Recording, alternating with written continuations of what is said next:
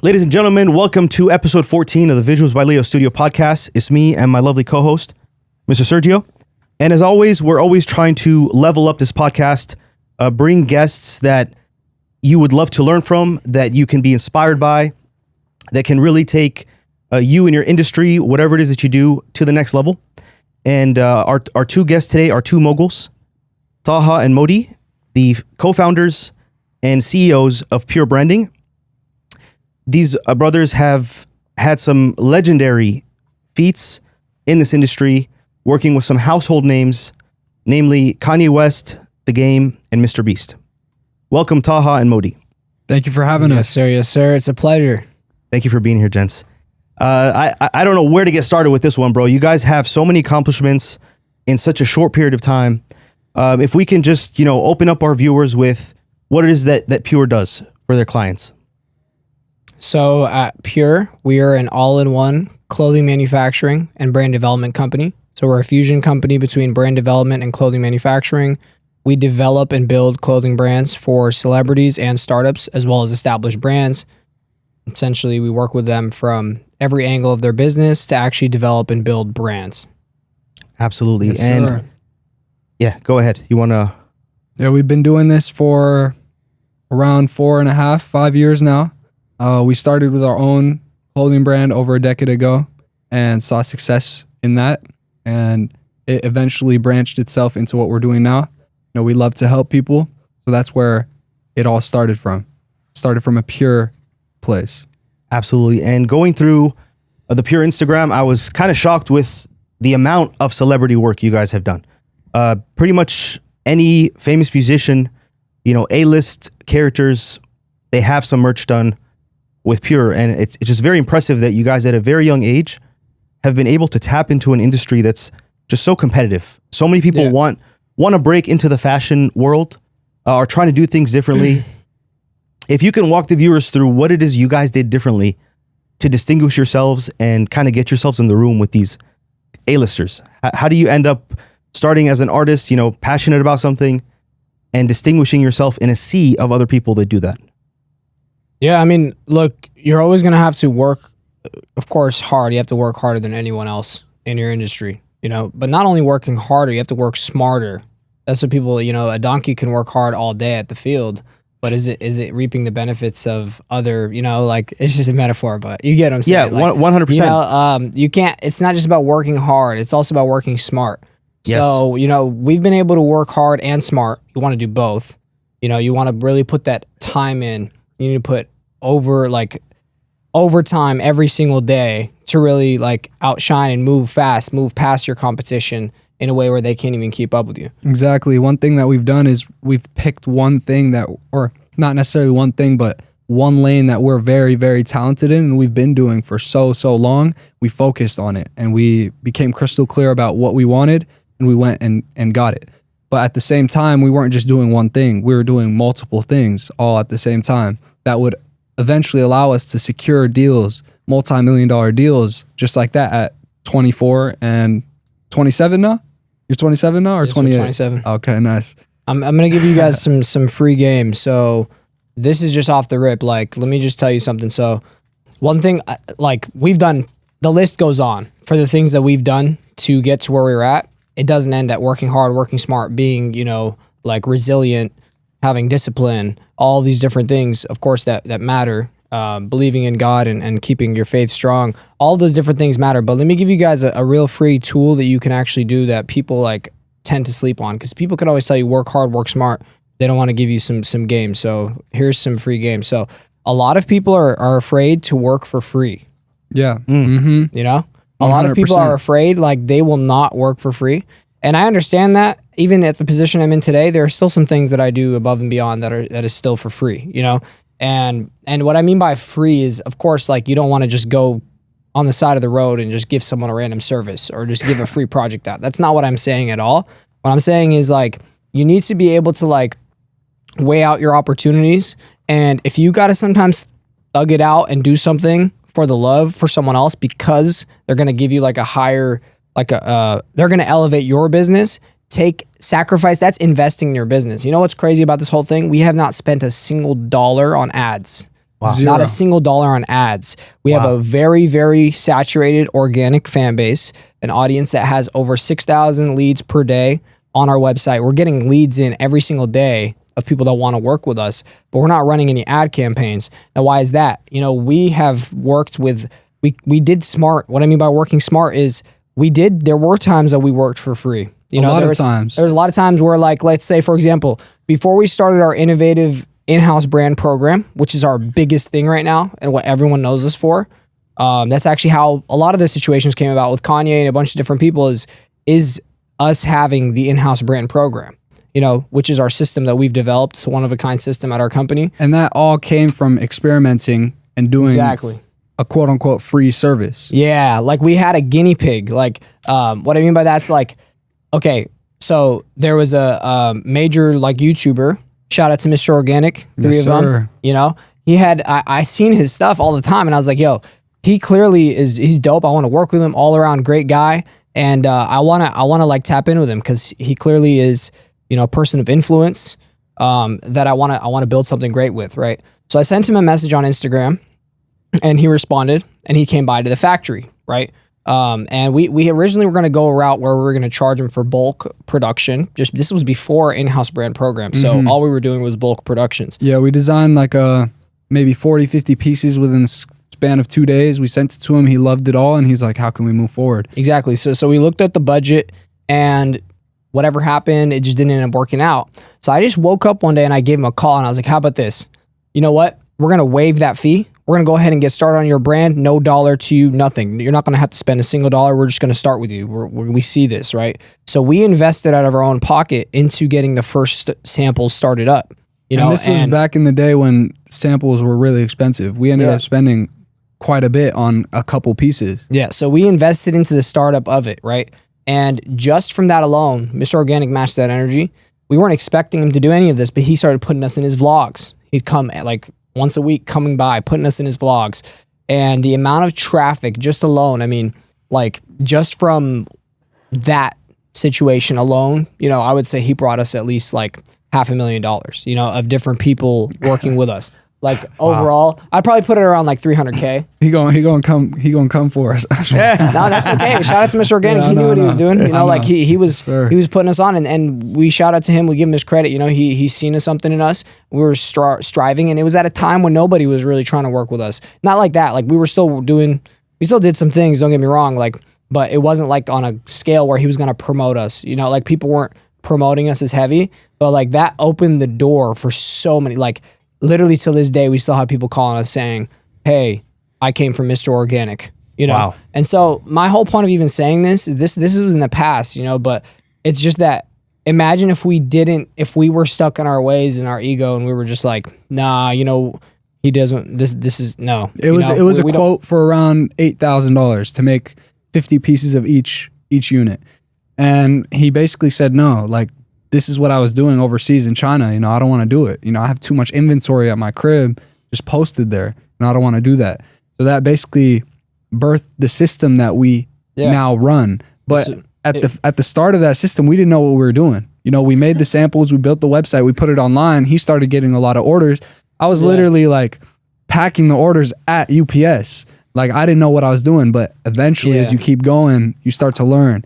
More orders were coming in. We start putting a system down. Okay, when an order comes in, this is what happens. This is what happens. So it just started to, you know, fall into place. So when Modey was saying like we didn't know what we were doing, we knew what we were doing in terms of like the skill and like what we need to get done because we do this, like we build brands, we design. But he more so saying like we didn't know that we were birthing like a whole new system. So not only was it a monetary investment that we made, we paid money and we received money in return, a lot of money in return from just taking that first investment. I mean, it's essentially like if you look at stocks, crypto, anything, like you're putting money in and you might not see it for years and then it comes back, right? So it's a similar situation. Some people do it with ads. We did it a whole different way, which brought us a larger return, but it also brought us an investment because it's really the energy behind it, you know? Like it's a leap of faith. It's kind of like the energy of like, we're gonna take this step and we're gonna invest into our business, you know, and that energy is value, you know, and that brought back, like I said, it birthed the system of what we do today. And like literally exactly what we did for him. We went ahead and implemented that as our quota for all brands. That's what we do for all the brands. That's like honestly our main system right now in today's day and age, like of what we do. And we'll get into that system a little bit down the road if people want to hear about it. But I did want to give some free game on. I just when you asked me that, I just said, you know what? Instead of just telling people like the same thing people hear, I want to tell them some tangible things that they could do today. Like, hey, that guy that's been hitting you up for that music video to shoot, or like that person that's been like trying to have you do a design for them, but they don't necessarily have the budget. But let's say they have 5 million followers on Instagram. You know, they want you to design a piece of clothing for them or whatever it is, and you're like, nah, they don't want to pay me.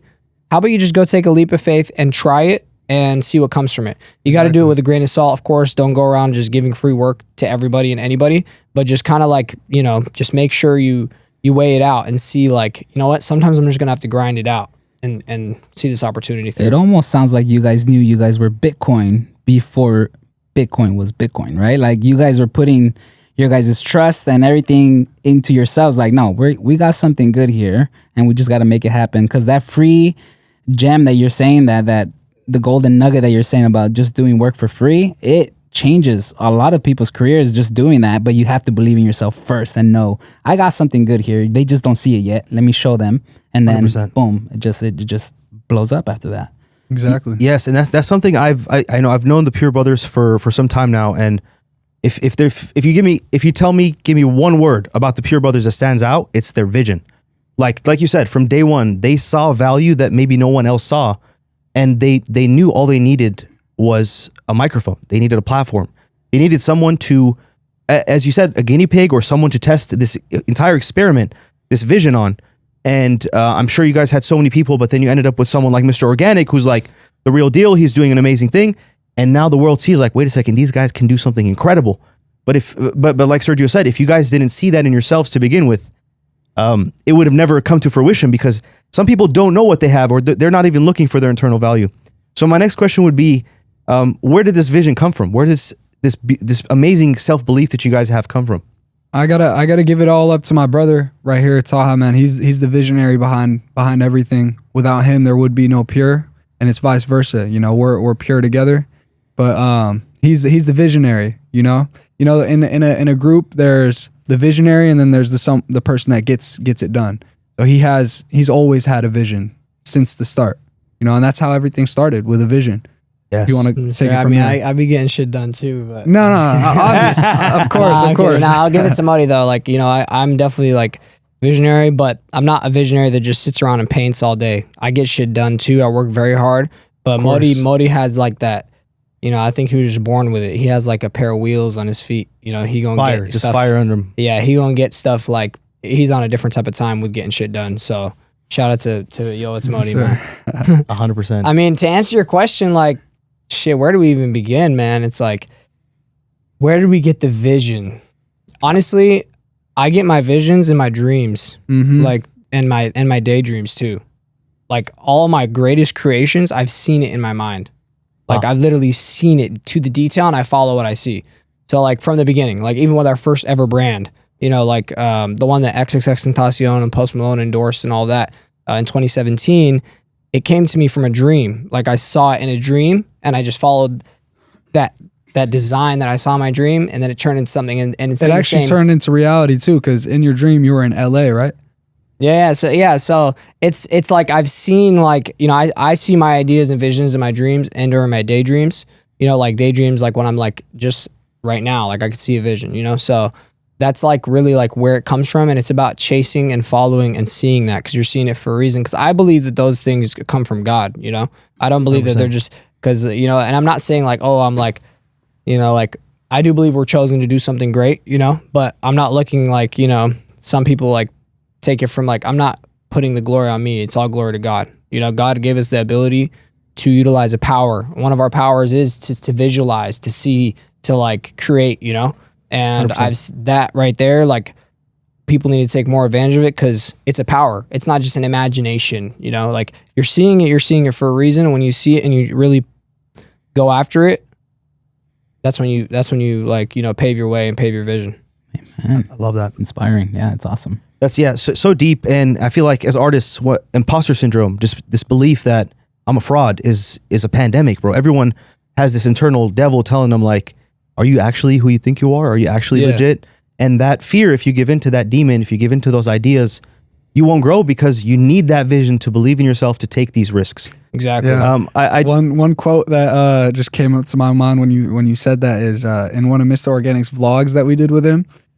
At the end, it was hella funny. Some girl came up to him and was like, "Who do you think you are?" And he said, "I am exactly who you think I am." Like this shit was hella funny. Hey, now for real, man. And I was just saying, like, when I said all that about Mr. Organic, I was just giving you guys the raw story. But shout out to Mr. Organic, man. Real, genuine, humble individual. He's accomplished like so much and done so much greatness for other people, but also for himself. While keeping it pure. He's never smoked, never drank either. You know, like he's a great overall individual, real OG, real stand-up guy. So shout out to Mr. Organic for real. 100%. And I've worked on videos with you previously, and I was going through some of the footage with Mr. Organic, and the collections you guys put out together were outstanding, just incredible pieces. And you know, it's just a win-win when two artists come together like that. I love that. Yes, sir. Brother, I do want to ask you. So I just want to go back to that point, that gem that you dropped of offering free things sometimes. Can you give me some criteria? Because you said, be wise with who you choose to give free things to. Yeah. Give me 3 things to look out for to indicate that someone qualifies for something free, because some people don't have the wisdom of offering free things to the right people, and they do end up wasting time, energy, resources, and then going back to a 9-to-5 because they made no money. Sure. So what would you say makes someone qualified to be a recipient of a free service? You got to take it with a grain of salt for sure. Like I said, try to put the disclaimer up early. Like, don't go around on the side of the street, or don't go find some random person like, hey, let's shoot today, or 100%. Let's design today, or hey, here, come by the factory. I got you 20 pieces for free. Yeah. That's not gonna pan out for you. 100%. It's I would say like you have to do your research on their level of influence. I would also say like when doing free work, if you're at a stage where you're perfecting your craft and you're doing free work, that's only beneficial for you as well. If back in the day I would be designing just for days on end, not being paid for it, but still I'm designing days on end, learning how to design. Now I'm a genius on my iPad because of all those hours I spent designing. Yes. But if I was like, I'm not going to design unless it's getting paid, I would never learn how to design that fast. I'm like moving things quick now, doing this. I could whip up a whole collection in an hour and have it live for people to purchase in an hour, but I wouldn't have been able to do that if I didn't perfect my craft by doing, of course, every time you do something, it's gonna expand your skill set. But of course, like to answer your question, like in order to decipher that, you really have to just see their level of influence. Level of influence. So, and I'm not let's call it a following. Are we talking numbers? Not necessarily. It doesn't always have to be followers on Instagram, because I've met a lot of people who have a lot of followers on Instagram, and actually their level of influence is very small. Okay, influence is key. So their ability. You can gauge it. Some people through following, you can tell if they have a level of influence just by researching on the social media side. But also just like other things matter as well. Like look into their YouTube, look into their comment section on YouTube, look into their if other people know this person or have talked about this person or want to work with this person, that's already key things. Social proof, making sure that yeah. And then there's also another side of the sword is like some people actually don't have any social influence, but their network and connections are more stronger than social influence. Interesting. So if you know that this guy actually is just low key and doesn't do anything doesn't post, doesn't do anything, but he's with Beyonce every single day, maybe it's worth, you working with that person to get into the door with Beyonce. You know what I'm saying? I would also say, and look, I'm giving the game here because I don't want to sound like a fake person and saying use people for what their value is, but at the end of the day, you have to be, you're an entrepreneur and you have to move with what's smart for your business, And so you find, and yes, it matters. If someone has value versus someone that doesn't have value in what your path, it's not that person's a shitty person, God bless them, but it's also the fact that you are trying to look for your best interest, and you just got to really research the person. You'll find that a lot. There's a lot of low-key billionaires and millionaires in Hollywood and Beverly Hills that don't have social proof, that don't have influence on social media or YouTube or wherever, but you can see their accolades and you can see who they're involved with. And in that situation, I would say do the free work. But if it's someone that's just hey, like I got 10 million followers on TikTok and my Instagram is popping, but like really they don't have an actual influence. Or if it's someone with just 1,000 followers, let's say, and they don't really have an influence, it doesn't mean that that person's not going to be shit. It's just the fact that like right now for you, it's not a smart business decision to do. I would also say free work in a scope could also mean like if someone has paid you for a job, you can go above and beyond without exhausting all your resources. Yeah. Like for instance, if someone paid me for clothing, let's say, okay, cool, they paid for the clothing, but I'll go above and beyond. I'll take videos of the clothing. I'll do some nice content for you. I'll send it to you, you know, so you can have more stuff. And that cherry on top right there might make them want to spend more with you or refer you to another client. Oh yeah, I just did clothing with them. They're going to take care of you to the utmost, you know? Yeah, so absolutely. I love that. That's also how it could work as well. Absolutely. Sergio, how do you feel about free work? Man, I started doing free work. When I picked up a camera, I knew that I didn't have a portfolio. So what did I have to do? I have to find someone that is good looking. That's something that you need as a subject.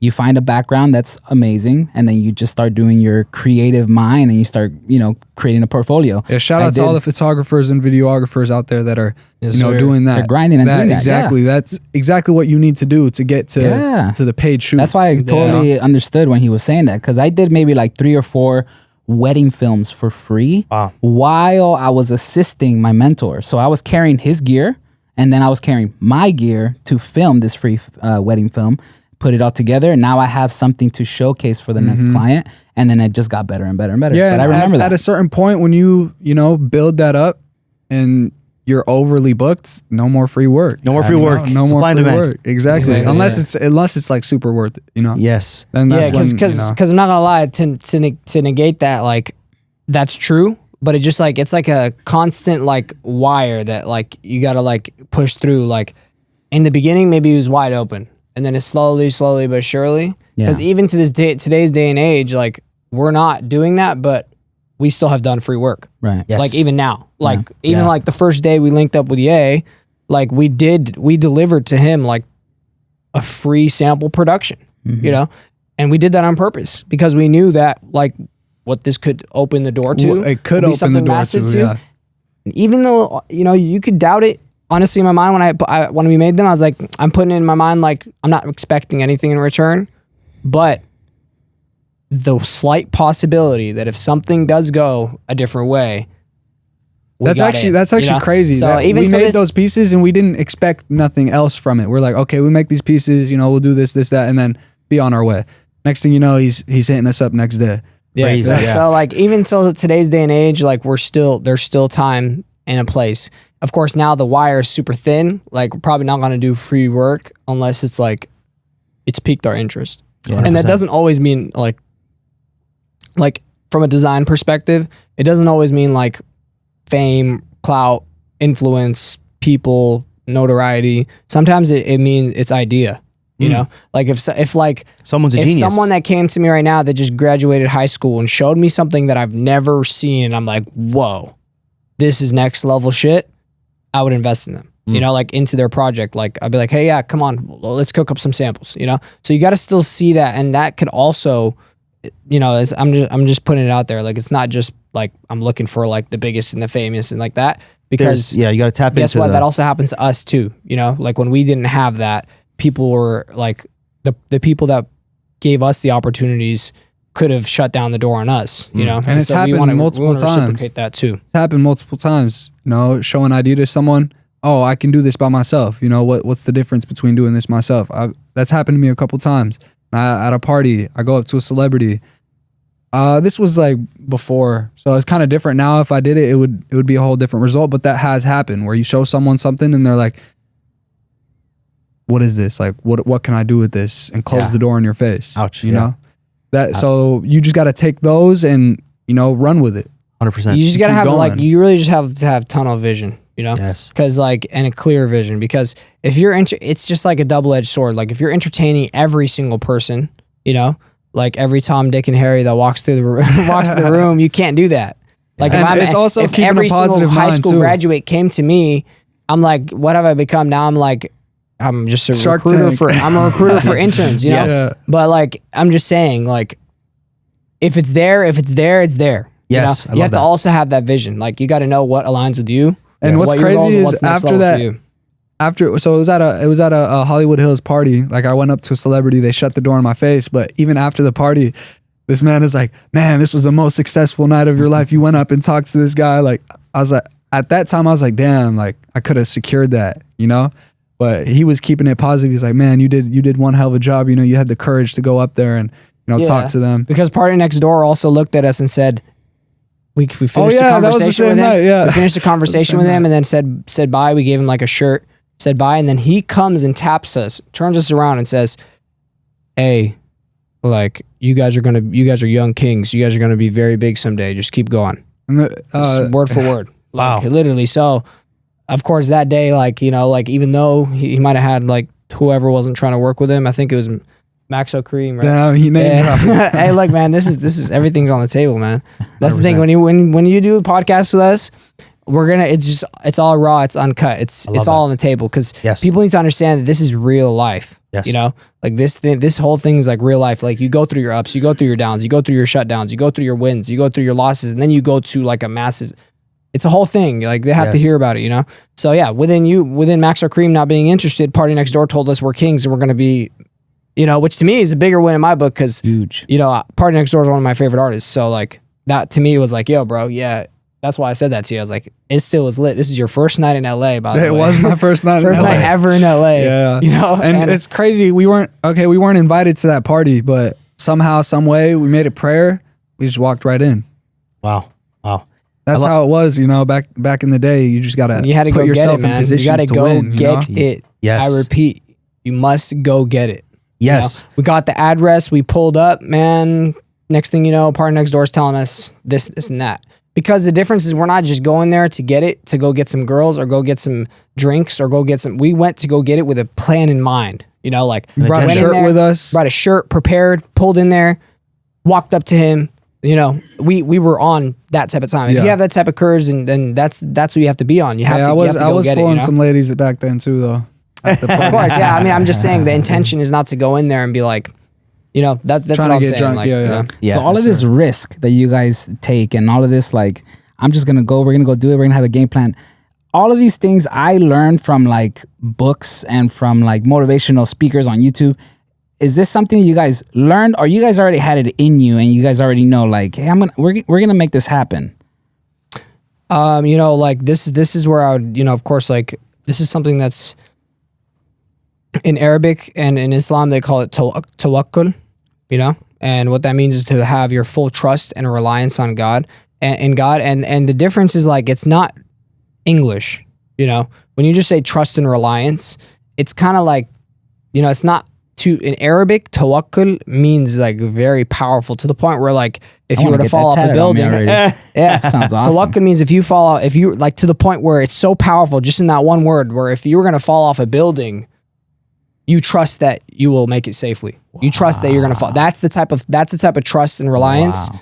When I say trust and reliance, even me, when I ask God to strengthen my trust and reliance in Him, or when I repeat and affirm and I say, like, oh Allah, I have trust and reliance in you.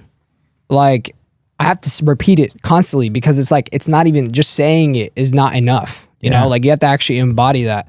And that's what we did, because, like, one of the biggest things were, we took a risk. We've taken risks this whole journey, but, like, even the journey started with a risk, We didn't get our company from our family. We didn't get anything from anyone. We didn't have like a investor. We took the risk, like when I moved to LA, in January of 2020, I packed a one-way ticket. I made a gig for a merch. I set up a merch situation here in LA. It costed $500. I charged the client $500. 200 of it was to go to the merch. The other 300 was used for my one-way ticket to LA. It's crazy. I packed all my clothes in a bag. I left without telling anyone. I was living with my brother in Eugene. Shout out to Elganai. And I literally just, like, I swear, I remember waking up. I was like, "This is real shit." I was feeling like what did you something say on was the plane? pulling me. I literally was crying, and I made a prayer, and I asked God, like, guide me. I feel like I'm destined for greatness. I just don't know where to go and what to do. 2 days later, I get an invitation from a good pal of mine from high school, Marcus Blake, shout out to Surf, said, hey man, come to this Verify party. And in my mind, I just said, I'm going and I'm never coming back. And I literally packed my bags. My mom was woofing. Like I said, the She didn't even $300 that I had from the merchandise play that I made was my ticket. Packed all my clothes into one bag. I was literally on the flight contemplating and thinking, what happens if you don't get a place to sleep tonight? What happens if like, you don't find a way out here? What happens if this? What happens if that? And that's when I practiced tawakkul. And I was literally in a flight. Well, I was thinking, you could also think like, you got to shut those thoughts down sometimes and think like, well, what happens if this damn plane falls down right now? Like, death is in God's hands. So I was literally thinking to myself like, okay, so if I'm trying to consciously like accept what's going on. I'm like, if I do fall asleep on a park bench and I get stabbed by a homeless person and I die, then that was my destiny. And there's nothing I could do to escape that. And so when I realized that, and I realized, but that doesn't feel like this. It feels like I'm being called for a reason. I know God didn't bring me this far just to close me down there in that kind of way. So that's when I realized, like, you know what? If that's the worst that can happen, then, and I know that's not going to happen, then I accept it. And I'm willing to go through whatever I have to go through to do it. And that's when I made it up in my mind. Like I literally landed in LAX and I was like, what's next? And I just let God guide the way. And of course that's where the journey started, but I'm just saying like the journey started before that as well though. Yeah, the journey started before that. That was a pivotal point, but I'm just saying like LA and us, what we're doing now, the factory and everything, it all started on risk, So that I'm just like, I'm glad you asked us that question because people need to know like, that's what it truly takes. I could have made a million excuses to not make that move. In fact, I had all the right to not make that move, like what was Los Angeles, California? California is a big state. I'm moving there without knowing anyone, not having any family there, all my family, the comfort of my home, left everything just for that. So, yeah, man. Those you mentioned motivational videos at the beginning stage of our development, like our mindset. We would be playing those, like we'd wake up early morning, prayer, Fajr prayer, sunrise prayer, and I would play those in the morning and just knock out work while listening to that. But it's kind of died out now that you have absorbed all that information. Mm-hmm. But that you could listen to those videos and listen to it all you want, but if you're not putting it to action, it's not going to do you any justice. Same with the books. Like everyone has probably read Think and Grow Rich, right? Yeah. I haven't read it, but just through experiences, and it's like you learn that as you live life and as you experience things. It doesn't all come from life books. is the best teacher. Yeah. And that's where you got to use your guidance. Yeah. And this is why I like origin stories. I was telling Leo, one of my favorite things is learning the origin story, only because a lot of people see where you are now, and you guys might be at maybe not even at the mountaintop. There's still more to come, right? But they see you up there. And they go, well, damn, like you guys are already up there. I'm already down here. How, like, I can't do that. But the origin story tells me the climb. It tells me how you guys went up there and are still continuing to go up there. And it's just inspirational hearing how you guys are. One thing that I would say as well, just on that point as well, if there is someone that does look at someone like that, like, damn, they're up there, I'm down here. Comparison is your worst enemy. You never want to look at something someone else is doing because that's what God has written for them. Where you are right now is exactly where you were supposed to be. And you seeing them doing their thing is exactly what you're supposed to be seeing at that moment in time. I mean, to touch on that though, like like even though God has that written, what people fail to understand, and like I hear this from like a lot of people that don't even believe in God either, is like it's hard for them to grasp the concept of destiny. What Modey just said, like God has it written. You can dictate what God has written for you, if that makes sense. Like you have to think about it like from the point of view of like, we're not the creator, we're the creation. So therefore we have a destiny. It's already written, right? But God has given us the tools and the choice to act in our current reality and decide what that destiny is going to be. And God is the all-knowing, so he already knows what that destiny is. You know what I'm saying? It's a prediction. He's predicting He knows what you're gonna do. He knows exactly what you're gonna do because he created time. Like that's the thing. Like if you think of you as God, like astaghfirullah, but like if you think of you as God and think like, oh, like how that doesn't even make sense. How is something written if I can change my destiny? That's because you're thinking from a human mindset. You're talking about the creator of time itself. You know, God created time itself. He knows before you were born and after you were born where you're going to end up. So therefore, that's already set in stone.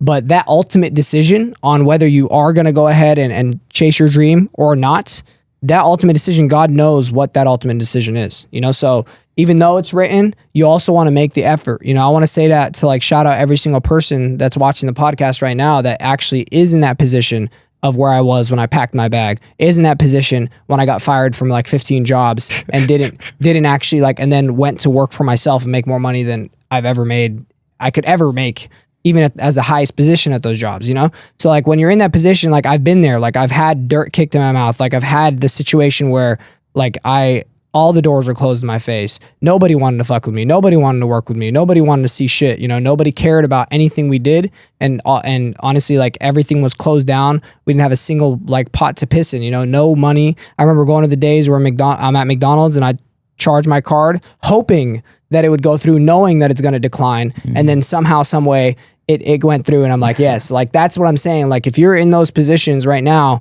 like, you know that it's possible, and this is just a shout out to them. And like, don't give up. You just have to get on your shit, tune up, tighten up, and you can make it through. Love that, brother. Oh my God, I'm fired up, bro. up. We're gonna go for a run. Nah, for sure, bro. No, this is amazing, brother. And when I say visionaries, you don't have to take my testimony for it. You saw the vision. You saw how you speak your thoughts into existence. Again, we are a creation, and we don't dictate that, but you know, God gave you the ability to be like, man, I can't really do anything. I'm helpless. And he gave you the ability to speak the way this gentleman is speaking. Like, just let's do everything we can with what we have, and the sky's the limit. And I absolutely love that. I always tell Sergio, like, when I'm with these guys, the energy I leave with is like, I'm charged up for like weeks. I'm just running, like, and I feel that the energy is very, very contagious. And that's going to lead me into our next question. You know, I've been surrounded with you guys for a while with the projects we've been working on, and the outcome of my life is incredible. Like, I already feel like I'm just, I'm practicing being more visionary with my future. What kind of circle do you like to surround yourself with now? What kind of people do you like to associate with now? Well, we primarily, you know, associate with our brothers, people that I would say, man, it's like, it's different nowadays because we're always locked in grinding. So it's primarily just our brothers, me, Sanad, and Taha. But when we do associate, it's with genuine brothers, the people that you met at my birthday dinner. That right there, everyone that I associate with and I would kick it with, you know. Other than that, it's a couple missing people. Yeah, a couple missing. I mean, I would say like I like, it's all about energy, you know. Like I only surround myself with. I was telling Modey this. Like, we only have brothers and business acquaintances, brothers and clients, brothers and business partners. That's it. I don't have friends. I have either you're my brother or you're my business, or we do business together. Frankly, I don't have the time to just sit around and kick it for no reason. It's either you're my brother, and what I mean by brother is, of course, my blood brothers, but also my brothers where I could build, like, to classify a brother to me is someone that I could trust. You know, someone that I fully trust, someone that I fully, like, would want more for them than I want for myself. You know what I'm saying? So, like, that's like how I look at it. And the reason why is like, I've been through the ringer. I've seen how people like are. And also it's not just about how people are, it's about yourself too. You know, your energy, like if energy is like literally like energy is a big thing. So like if you're surrounded by people that are not on that type of time that you are, guess what? One day your battery is going to be drained. One thing as well, like you're going to be not on that type of time either. Like if someone, it's facts. Like, you know, look at it. God shows us that in the most simplest of things. Like if you have a bag of fruit and it's just sitting there and one has a mold in it, there's 6 other healthy, ripe ones. Check back in like a couple days. You know? Exactly. That's one thing I'd say as well is, you know, at this point right now, brothers, business partners, business acquaintances. But before then, you know, you have to experiment and see who really fits. At the time when we first started, keeping like-minded individuals is very important. Energy's We a kept big them, thing. They were our brothers. Yeah, though. I know. They turned into brothers. I know. But seriously though, like ask yourself now, like name one person right now that you consider as a friend that is still a friend. What do you mean? That like doesn't fall into the category of being either a brother or a business acquaintance. That's still around. Yeah, no. Exactly, and that's just because, like, to be honest, it's not like saying, "Oh, go be a loser, go be like." It's just like when you're a man with a vision and a purpose, you don't have time to just lollygag. You know what I'm saying? Yeah. You just don't. I mean, gotta it's be not, very intentional. It's nothing against that. Like, who knows? Like, when I'm at the point where like I don't have to ever work ever again, shit, I might have everyone might be my friend. Like just like, hey, what are you doing tomorrow? Yeah. Like every single day, like But at this point in time, right? Like, if I'm gonna spend energy with people, I want to like. What do brothers do? They help build each other up. You know what I'm Yes, saying? exactly. They help put each other on. They help they have each other's back. Like I'll tell that's you- the type of people I would want to be involved with. Other than that, like I don't want to be involved with people that are just like just for like a spare time. I'll tell you the type of energy that we had around us as we were like building. One of our friends, one of our brothers that lived with us, he would be up at 5 a.m. in the shower screaming, "I'm gonna make 10K this week," in the shower, waking us up to that. Like that's the type of energy that surrounded us at that time. You know? Exactly, and that's all part of building. That's why I consider them my brothers. Like shout out to Great Atlanta. From like when we first moved to LA and like we got linked up with them. Just the influence, they were on a certain mindset and it adapted with us perfectly. Like like it was great. We were working out together. We were building things together. Like that. That's the whole point I'm trying to get across. Is like if you're watching the podcast right now and you're thinking about your circle, really think like, what are you accomplishing and what are you getting things done? And then again, like, okay, life isn't all about that, right? But at the same time, what are you pursuing in your life right now? Yes. If you're not pursuing these things, and let's just say you're working a 9 to 5, which is no shade and hate to people that actually pursue that.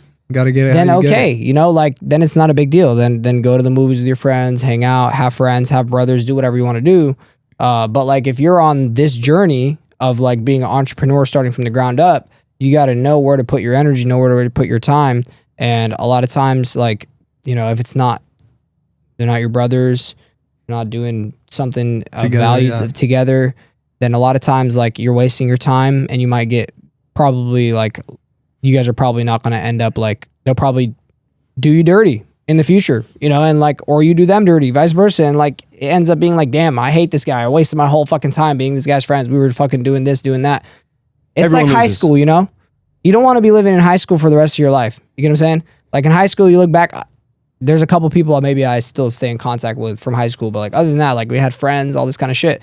It's like, that was like a complete waste of my life. You know what I'm saying? Yes. So it's just picking your circle, making sure that you have like the right people surrounding you, and if it's you and your own, you're lonesome, man, that's how it's got to be. Yeah. You know what I'm And saying? sometimes God just puts him in front of you. Exactly, I met yeah. Leo maybe about a month ago, and there's something about his energy that every single time I see him, he just gives me that just boost of energy, even though I could be feeling like crap that day. But as soon as I see Leo, it's that boost of energy. And then we were at like a gathering and he wasn't there. He was shooting like a wedding. And then he came super late. But as soon as he came in, I felt like the yin to my yang just showed up. Oh, thank you. And Yes, I was sir. like, let's go. That's my boy right there. that's I nice, introduced him to everybody. It just felt right. And I'm like, And shout out to like And you Leo can for sure. I mean, I don't know you well enough yet. Like, I hope to continue staying in contact Same, with you brother. as well. But like Leo, I'd consider you one of my brothers, man. Like, Exactly. like, of course we do business together, but like I look at it past that. I'm saying like, You like, can just tell when you first meet someone, if they're genuine, pure-hearted individuals that can fit into your life. Yeah. You could just know right off the bat, and we felt that with brother Leo here. Thank you, Yes, bro. sir, Likewise. man. Of course, And bro. I'd love to, for people that are watching, how do you end up with friends like this? Yeah. How did I meet the Pure Brothers, right? So I don't like getting invited to birthday parties. Yeah. And I kind of I dread don't either. Yeah, I dread it because like it's like I just feel like I could be doing something else. Yeah. And no shade on birthday parties if it's your brother, your sibling, but if you're gonna go to every birthday party and you have a circle of 1,000 friends, that's one birthday a day. That's a birthday. You get where the Yeah, math goes with this. exactly. So I was like, all right, I'm gonna go to this birthday party. I'm like, at the very least, I hope I meet someone productive. I have a good conversation. So I go to this birthday party for a common friend named Weg.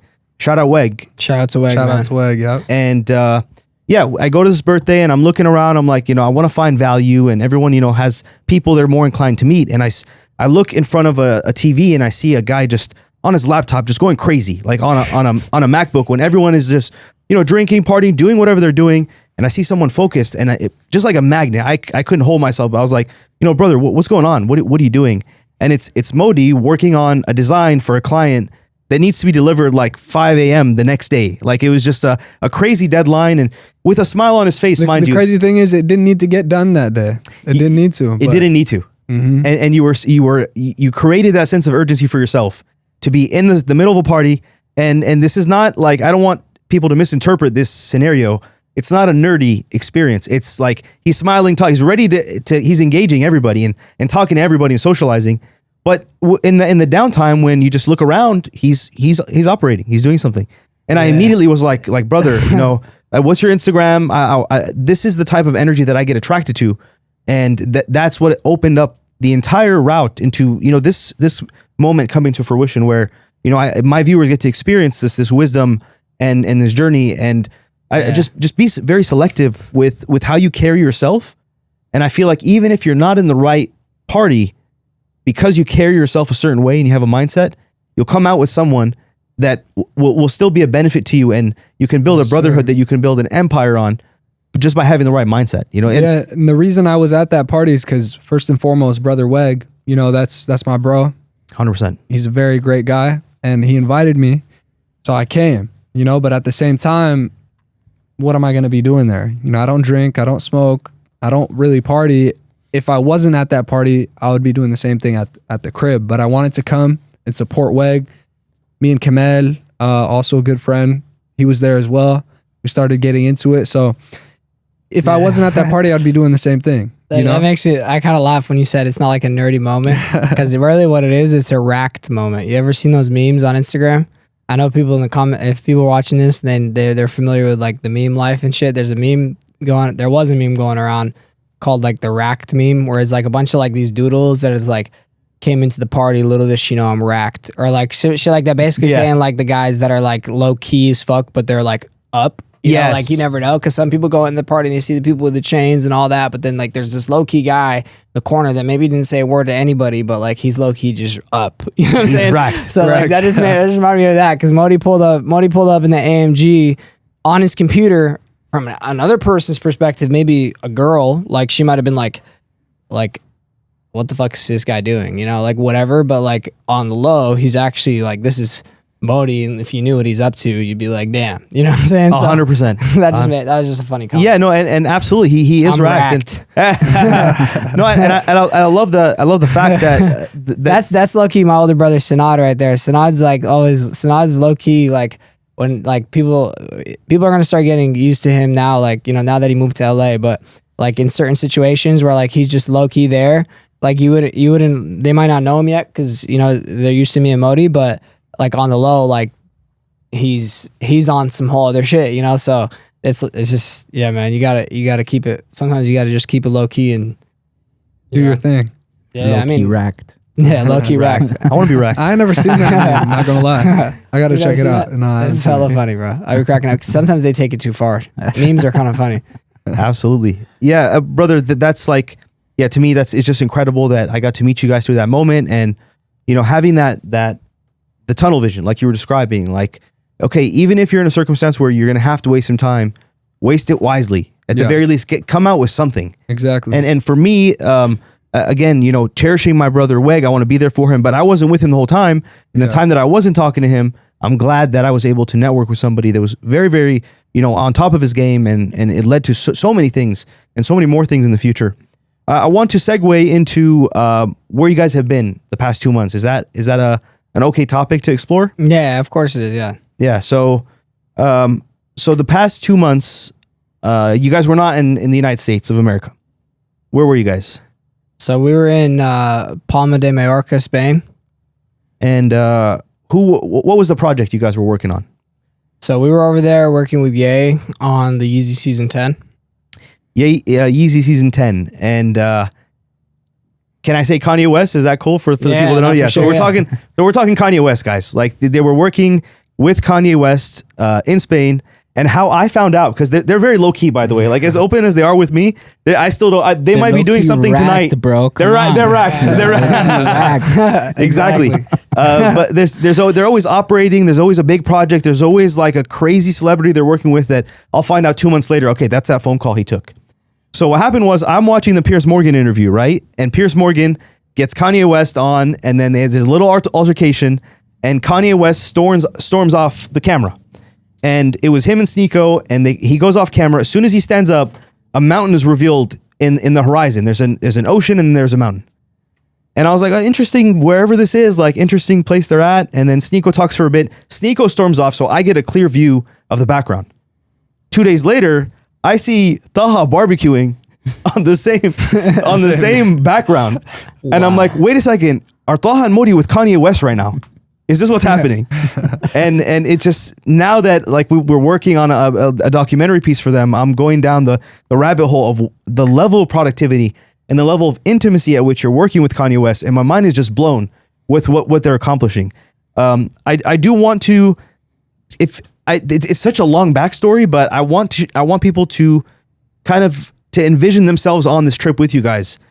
How was it after landing into this, into Spain? From Mill Creek to Mallorca. Yeah, I mean, it was definitely a journey, like something I'll never forget. Something I'll tell my kids about, my grandkids about. You know, it was definitely something like out of this world. Like the whole trip, you know, it was absolutely amazing. You know, essentially like when we first landed in Spain. Man, it's a whole story, bro. I broke it down in the documentary. Even before Spain, it was a whole story. Yeah, so we were working with him before Spain, but basically we'll give you guys a quick highlight reel, you know? So I'm at the factory with my brother Sanad and my brother Modey, and we're talking about some whole other logistical errors happening within the business. And we just made this post with Ye like 2 days ago, and we were like, Modey, Modey was like, yo, what do you think Ye thinks about the post? You know, just like whatever. I'm like, I don't know. Maybe he likes it. Maybe he's seen it. Maybe he didn't. Next thing you know, I'm talking to Modey and I'm like, what did I say? I was like, what if he calls us about the post, or he called, because we figured out Ye was in Spain. I was like, what if he calls us about the post, or what if he calls us like he wants us to come to Spain? Just joking, you know? Yeah. Next thing you know. So we were deciphering like, damn, you think he's going to hit me up because he's seen the post? We're like, nah, probably not. Maybe not. Modey was like, what if he calls and he wants us to come to Spain? And we just like looked and laughed type shit. I swear within like 10 minutes, my phone's getting blown up and my phone's permanently on do not disturb. I only have like a select certain like 100 people that I allow through the filter. And basically like I'm getting a call. Like when you call someone on do not disturb multiple times, it comes up. So I'm like, who is this? So I go to click send message and I was going to click, sorry, I can't talk right now. And when it goes, that showed the preview of the messages. And it was like 3-4 messages from a few days before that said, yo, this Ye checking in. Yo, this Ye. And so I was like, oh shit. So I pick it up, right? And then we start talking and he's like, yeah, I saw the post you guys did. I loved it. I need you in Spain within 24 hours. And so I'm like, oh shit. I look at Modey, look at Sanad. We start, as soon as we got off the call, it was like a 30-minute phone call. We talked about a whole bunch of things. Said, bring your seamstresses, bring everything. We got to run this thing. We got to finalize the collection. So we're in the factory, and next thing we know, I'm looking at Sanad like, damn, bro. We gotta go. We gotta go. Next thing you know, we're on the flight. The whole thing was a journey, right? What I mean by a journey is not like a trip and a journey are two different things. Take a quick trip, smooth sailing. A journey is like struggle your old books. like what's a journey? Like that's like a whole the hero's novel. Journey. You know, it's a whole novel. Like it's a journey. It started from the start. Like we barely made our flight. It was just a mess. Like forgot the passport at the crib. Yeah, all that. And shout out to Sanad. He really had my back the whole time and like was able to like, you know, like he was there like when shit got rough, especially like when we were about to miss our flight. You know, so it was a journey. We get there, we finally get to Spain. And Sanad had just had moved. Yeah, it's crazy how God works, because he had just moved to LA. Exactly. You know, wanting to run things at Pure with us, and within 3 days of him moving here, boom, he's on a flight to Mallorca, Spain. Private. Crazy. It was a key puzzle to your chaos that was happening. Exactly, bro. Exactly. So we get to Spain, first day. We didn't hear anything from Ye just yet. He was probably occupied. We went and explored. This is actually one of the only days I actually got to explore the beautiful island of Mallorca. And we were pretty much calling it a wrap for the night. We head back to the hotel. Next thing you know, we get a text. Need you to come to the villa now from Ye. So we're like, okay, shit. So we go. We drive like an hour and a half. We pull up to the villa. It was just him and Sneeko. We said hello. It was like 3 a.m. Looked over the product, prepared, showed us the workspace we're going to be working for. He said, all right, we'll reconvene tomorrow, 8 a.m. tomorrow. Boom. Next day, we're there at 8 a.m. and we're plotting on turning this massive villa compound. And I'm telling you, like, when we first pulled up to the compound, I was like, this is some movie shit. Yeah. Like, I'm talking, Security, okay, first of all, it's like a long, like, mile drive up into the hill, right? But it's not just any hill. This is the cliff. It's on a cliff of the coast of the Balearic Isles, the northern Mediterranean. And like just right off the cliff, 3 villa compound. I mean, 3 villas all like within like walking distance from each other. First pulled up, there's armed guards. There's like, it's something out of a movie, right? And we pull up, it's just him. He shakes our hand, very genuine guy. Yeah, he's very genuine, very well-rounded, grounded, like down to earth individual. Next day, he shows us the space we're going to be working from. He's like, okay, cool. Let's get it going. So we start looking up nearest places for sewing machines. We start finding things. We go ahead and spend a day gathering supplies, gathering sewing machines. We literally moved out all the furniture from the bottom floor of one of the villas and built out a whole manufacturing floor of all facilities. So the way these villas were set up was one of the villas was all music. So he produces music on the spot. Yeah. Okay. The other villa was all clothing, and the other villa was personal, where he also had communion dinners where we all got to have dinner like on the rooftop with him every night. So basically he would go from waking up, checking out the clothes, diving into music, making a song, coming back, finishing up with the clothes, and then going and spending time with his wife. Like all within like the same day, every single day. So when we got the first villa built, we end up, start getting to work. It was just at that point, just us and like 3 or 4 seamstresses, sewers and designers. And so we start on the first couple pieces, and the next thing, fast forward, like we're having like a 50 people out there, the next day he's like, hey, I have this designer coming out. And yeah, we're going to start ramping up. So let's get more sewing machines and start ramping it up. So we start to ramp up the operation. And basically, next thing you know, like, man, it was just honestly like moving so fast. The whole thing was moving so fast. Like every day there's something new. With Ye, he is like super unpredictable, like in a good way. Like next thing you know, 4 days into it, he's, we've already worked very hard. He's already seen things firsthand, and we were working for months before. So we do like a final fitting with Ye, like of one of the products we made. And this one actually, like, this is when he like, told me like, Taha, I see the brilliance and genius in your eyes, and I want you to officially become the head of production at Yeezy and to take over this whole clothing thing and run it, because I trust you and you can make it happen. So I didn't realize like he was setting up this foundation with me, because the next day he pulls me aside and he said, hey, I'm getting this city. And I'm just like, what does he mean by the city? He's like, just you'll see. You think I'm playing? We hop in these cars. We hop in the Maybach. We all hopped in these different cars and go to tour the city. So there's this place called Pueblo Español, which is like pretty much like a venue, but essentially it's like a theme park, but without rides. It's mainly like a museum theme park.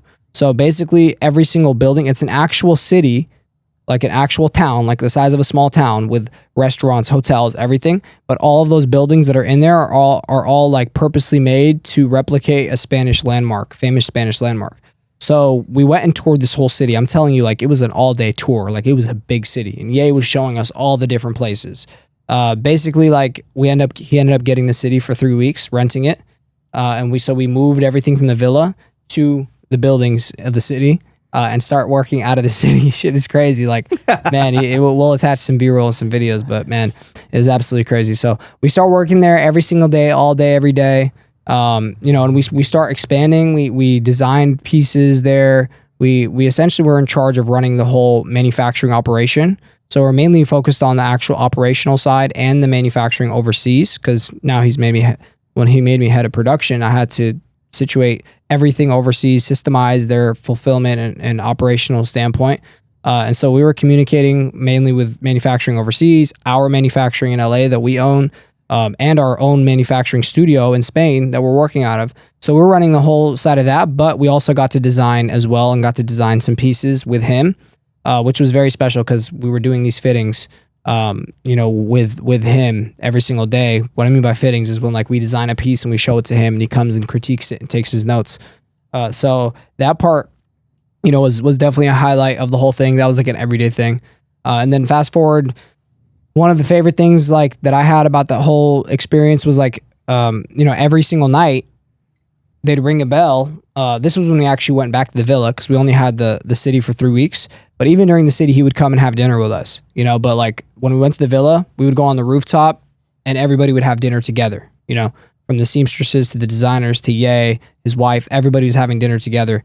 So that was just like super bonding, super great way to like just get connected to all these different people. Because at this point we have like 60 people out there. I mean, he had a whole like absolutely insane 60 people out there, right? So that's just he's not even saying the full story. Yeah, this is me trying to do a highlight reel because there's so much that went into it. But highlights of it, when Ye said he see the brilliance and genius in my eyes, when we were having dinners with him, so many intimate moments. Can we talk about that one moment, please? Because like I feel like that's a really important moment. About which moment? About Ye kind of solidifying things or giving you that moment of recognition. Yeah, for sure. Yeah. So like, I remember when it happened, I swear I had goosebumps like when he said that, because it's not even like just to be in that moment in time where he's actually saying this, like it meant not only was it like honoring, but it also meant like the shit's getting real, So we had to tighten up everything, and we were already on point, and that's why he trusted me to be to even say that or do that, and so like that whole moment felt honestly surreal. And like when he said those words, because like the next day or two, I had someone that was close to him, and he was telling me like, "Yo, man, like, Ye really fucks with you. Like, what would it take for you to like work exclusively at Yeezy?" And I told him, I'm a businessman. Like, we can make something make sense. So later that day, Ye pulls me to the side again and was like, "Hey, look, I'm like officially trying to contractualize with you and like make this official. Like, what can we do to unlock this next step of this? What can we do to unlock your full potential in this video game we call life?" That's what he said, word for word.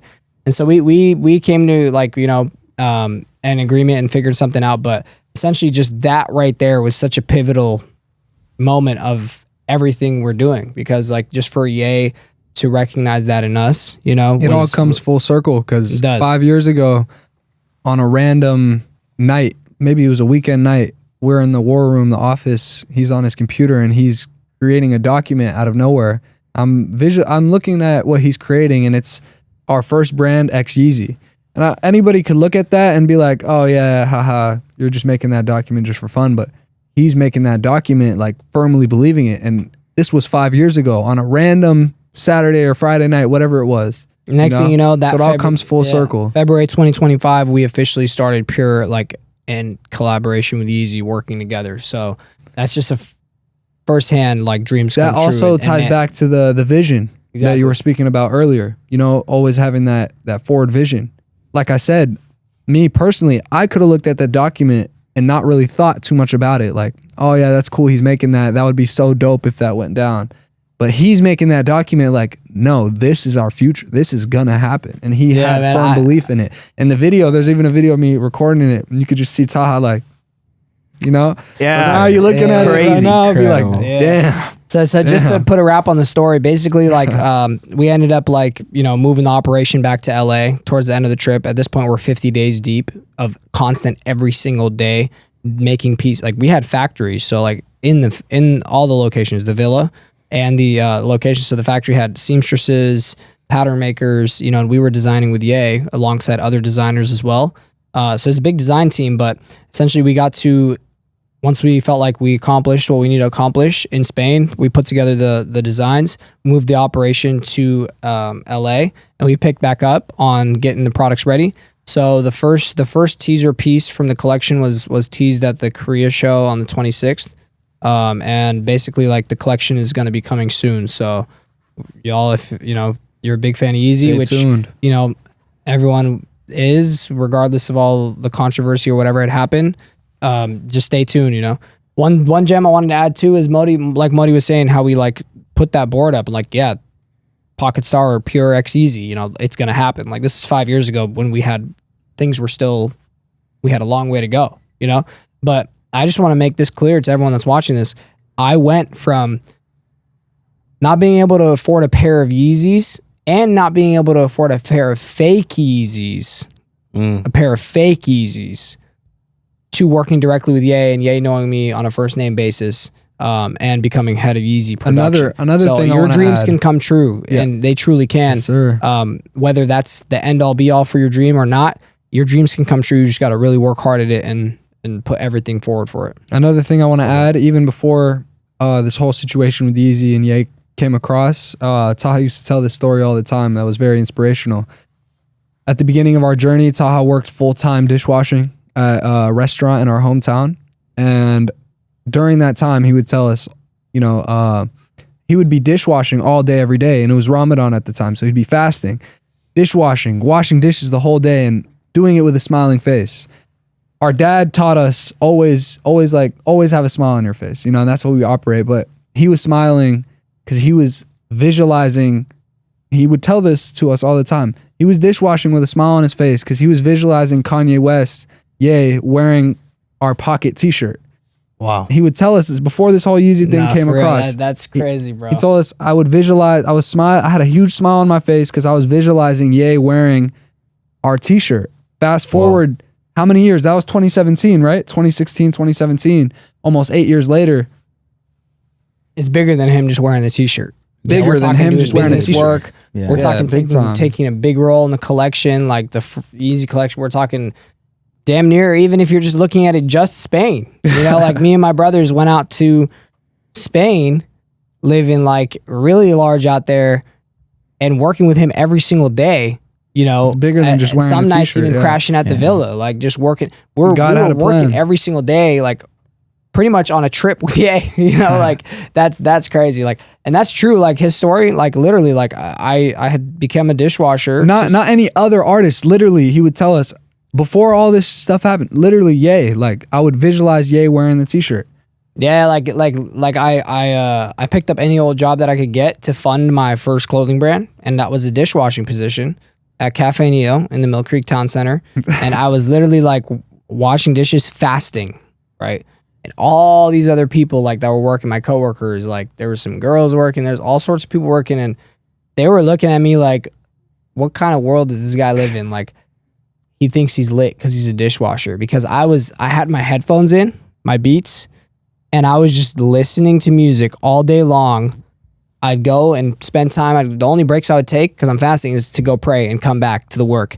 I had listened to music all day long, and I'm just like smiling, like listening to music. But I'm like literally what I'm telling you is like I would visualize, like I was visualizing everything. Like I was just visualizing like one of the main key things that I was telling people about at that time was like, yeah, I seen it. Like I seen Ye wearing the Pocket Star tee, you know. Like And I people would seen laugh him, at that. like you know? think about it from other employee's perspective. Like they're looking, they're probably a server or like some better position than the fucking dishwasher.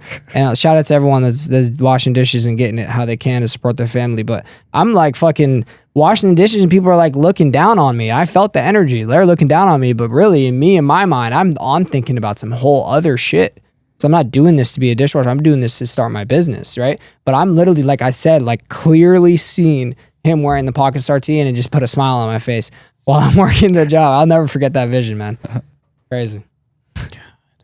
Yeah, I love, brother, I love your guys' success because I feel like some businesses, they're designed in a way to hog things from other people, to take things from other people. Your business model, its success is built upon the success of other people. Yeah. And I want you guys to talk about how that happens, because in this day and age, so many people out there have done so much for their dream, so much for their vision, so much for building a community online. And they get to a point where they get the recognition, they get the following, they have this influence, but they're not making any money. Well, I would say, one of our mentors told us this: the more value that you put into the world, the more money you will make. So if you think of some of the highest grossing businesses and organizations, they serve a purpose. Apple serves a purpose. Smartphones, they all bring value into people's lives. So the more value that you bring to people, the more money you will make, essentially. Yes. And can we talk about how someone with a really big following can benefit from Pure? How they can and I'd be saying that all the time. I mean, my wife, she loves watching Love Island. You know? And I'd be telling her, like, she'd be telling me, like, yeah, these people, they're going to be so lit, like that Juan. And I tell her, yeah, they better capitalize on it.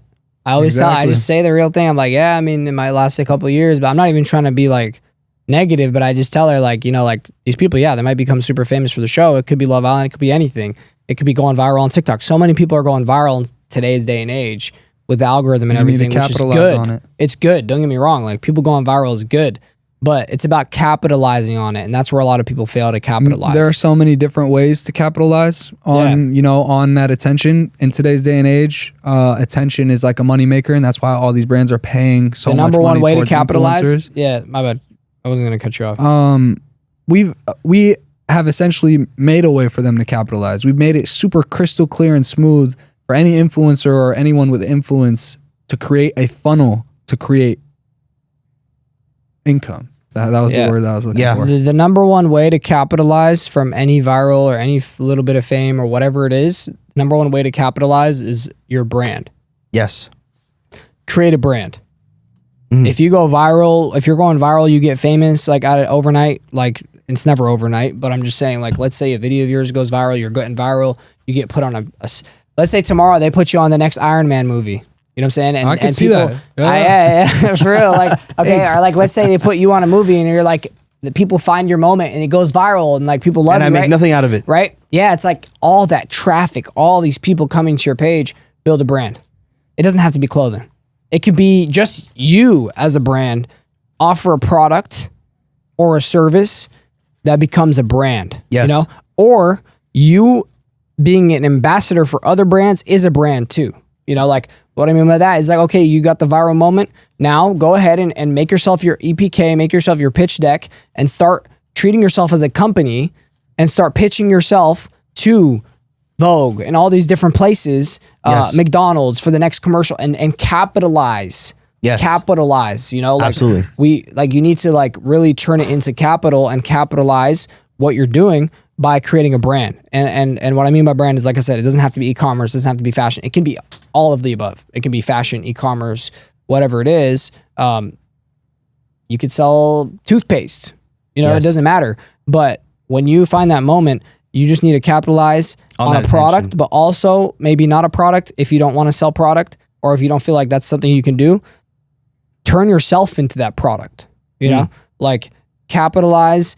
Treat yourself like a business. Take it seriously. Don't just like be like, oh, like I'm a viral sensation now, and I'm just like, now I'm just kind of just doing whatever. Yes. You know, like I'll just post capitalize pictures of myself. You know. Yeah, like capitalize. Find if you can't do it, find a manager. Yes. Find someone that can manage it. You know, 100%. Or if yourself you can do it, which I would recommend. Put yourself together like a business. Start pitching. Start treating it like you have a brand. You have an offering. You have a service to offer. And capitalize on that, because not enough people get that chance. Not a lot of people do get that chance. Yes. So make sure you do capitalize. And that goes for free. The free work that we were talking about earlier as well. Yeah. You know, when I first started up my Instagram, I would hit up clothing brands and just post in their product for free. Just to go out and actually take cool pictures and post it and tag them, you know, off of love. Yeah. Eventually that comes into, they've seen that you've done it for other brands. Another brand that potentially could pay you to post will come and, you know, pay you to post. 100%. And for the viewers watching, not only is this a celebration of you guys and your success, but also this is a win-win for everybody watching this, because with the Pure branding company, if you have a following and maybe even as simple as they laid it out for you, maybe that's too complicated for you, you can reach out to Pure. You can actually reach out to Pure and they will handle this for you. They take over this whole process of creating a clothing brand, creating a design, taking the colors that you're excited about and turning it into a visual piece of art that you can wear, that your fans and your followers can enjoy, that you will make a lot of money out of. And, you know, Pure can facilitate that. Exactly. And that's one thing that I love about your company is that, like, It's not just you guys. When you guys win, everybody's winning on the side because you're building other people's brands. You're making people that have this attention. They worked so hard, blood, sweat, and tears into something, and the clock is ticking. This is not going to last forever. They have their 15 minutes of fame. If you know, and I hope this is a segue for you guys or a proxy for you guys to meet the Pure Brothers through me. This is your opportunity right here. If you don't know what to do and you have these 15 seconds of fame, reach out to the Pure Brothers, reach out to this company, and they will benefit you in a way that you cannot imagine. I've seen so many people who have a following and just are scratching their heads and not knowing what to do with it. And after working with you guys for just a few months, their lives are changing. And I'm like, okay, so I get it. When I first met Modey, he said, we build brands. I thought that was a generic term. I didn't know how specific it was. It's like, we build your brand. And the reason I said that is because I don't like to speak too much about ourselves. Yes. You know, it comes off too cocky. I don't like doing that. So if I meet someone, I'm not going to go, yeah, we build brands for this, that. Yes. This is what we do for this, that. I won't do that. You know, if someone is near me on my behalf, unless it's like needed to do that, you know, or they invoke it out of me. But if you just ask like, hey, what do you do? I'm going to be like, yeah, I build brands. Yeah. And then if they want to ask follow-up questions, that's when I'll answer any follow-up questions. But yeah, we've made it super simple. Our system that we've created through technology and living and experience, we've pinpointed exactly what needs to get done in order to start generating income via a clothing brand. And of course, marketing and sales is a whole nother thing. But if you have the funnel situated, that's like the cherry on top that actually makes it work. You know? I mean, and that's all you guys. Like if I right now, I do something tonight and I go viral and I have 10 million followers, as Leo, knowing you guys, working with you guys, working on the educational stuff we've been doing, I know the first step I'm doing is reaching out to Taha and Modey. Brothers, I have this following. How can we capitalize on this moment? And I can trust you guys to make that happen. Here's a case study. Let me tell you something recently that just happened. So Mr. Organic that we've had a brand for the last couple years, he recently went mega viral on Instagram. Something happened on a podcast. Like imagine, Leo, you come and throw a water bottle at me. That's what happened, right? Yeah.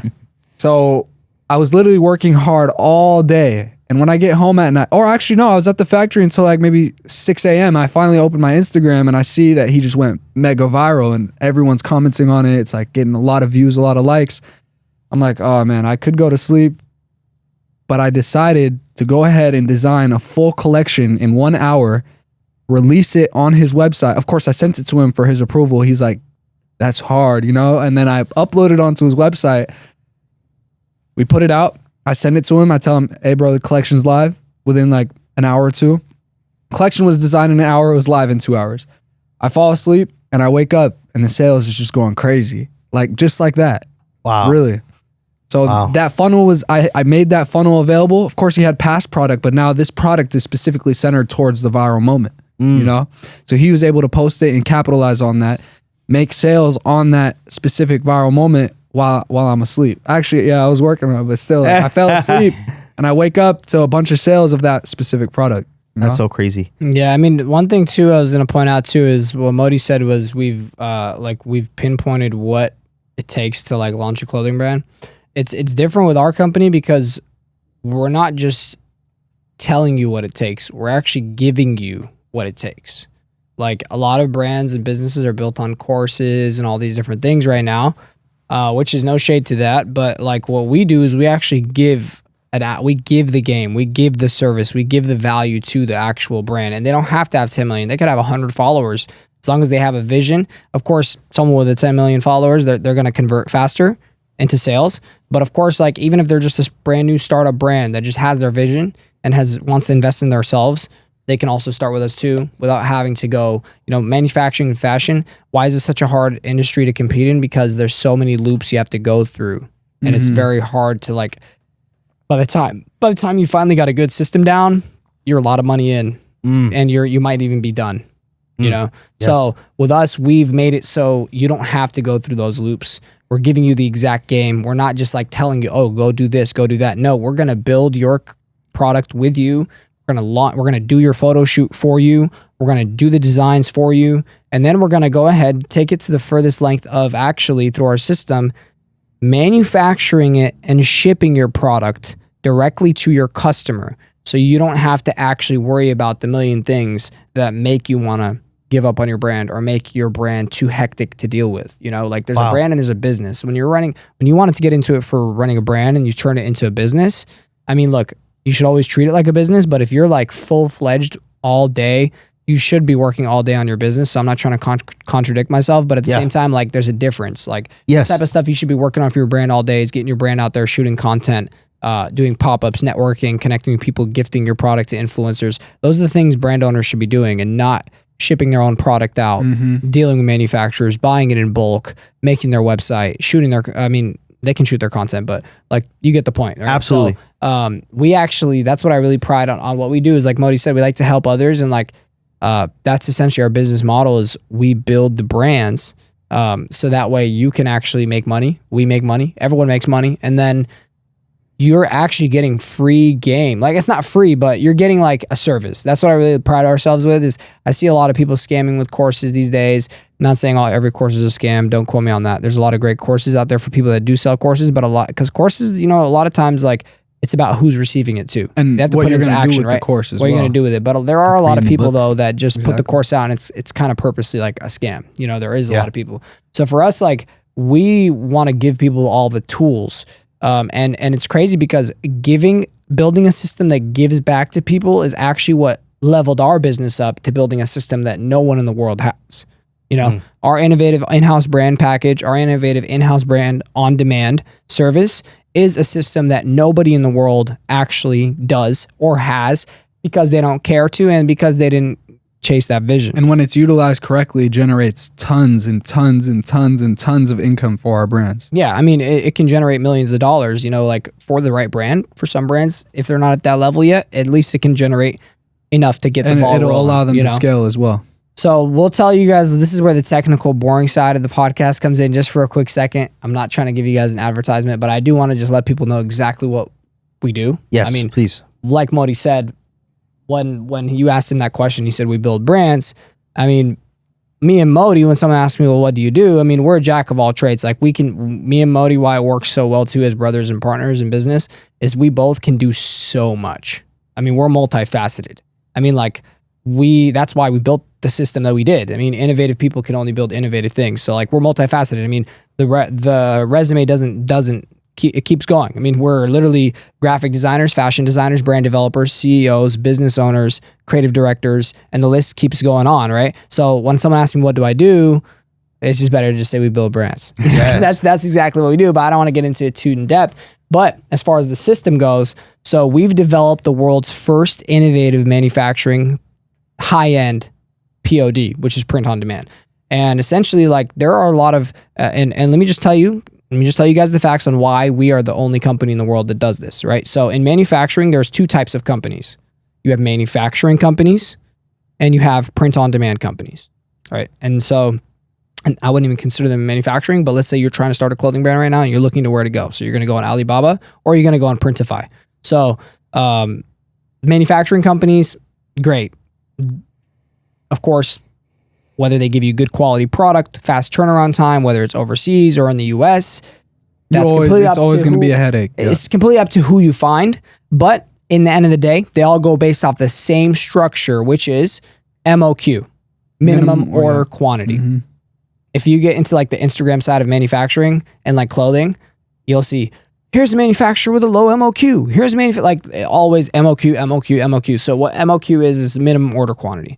And so what that is it matters a lot because manufacturers, the whole system of manufacturing, how do you think manufacturers make their money? It's when you place a bulk order. If you buy 1,000 shirts, they're making 10 cents on the shirt, they're making money, you know? So that's their whole business model. That's all they care about. They just want to print your shirts. We didn't start this business. We started off with our own brand. Now we manufacture for other brands, but we do it in a different way. We didn't start this business to just print you 100 shirts and pat you on your back. We want to be a part of something greater, right? So with manufacturing companies, you find a manufacturer. What you're going to find right now is 9 times out of 10, you're going to find a manufacturer with a 100-piece MOQ, which means you have to buy 100 piece of each design. And depending on how much... Maybe you'll find one with 25 minimum, but still, even 25, that means you got to get 25 shirts, 25 hoodies, 25. That's a very low MOQ. Of the same design. Honestly, the chance of you finding a 25 MOQ manufacturer is like 10%. So let's say you get the average MOQ, which is going to be 100 pieces. That means if you want 5 pieces, you put 5 Leo Visuals by Leo collection, 5 piece, hoodie, hat, t-shirt, long sleeve, 5. That's all 5, right? So now you got 5 different products on your collection, right? And now you're gonna have to make 100 pieces of every single one. So now you have 500 pieces. I mean, when Leo goes live, you might not sell the 500 pieces. I mean, 500 pieces, don't get me wrong, guys. 500 pieces, if you sold 500 pieces on a drop, congratulations to fucking you, because that is fucking amazing. Great job. 500 pieces is harder than people think that it is to sell. So 9 times out of 10, what happens is those people get stuck with their product.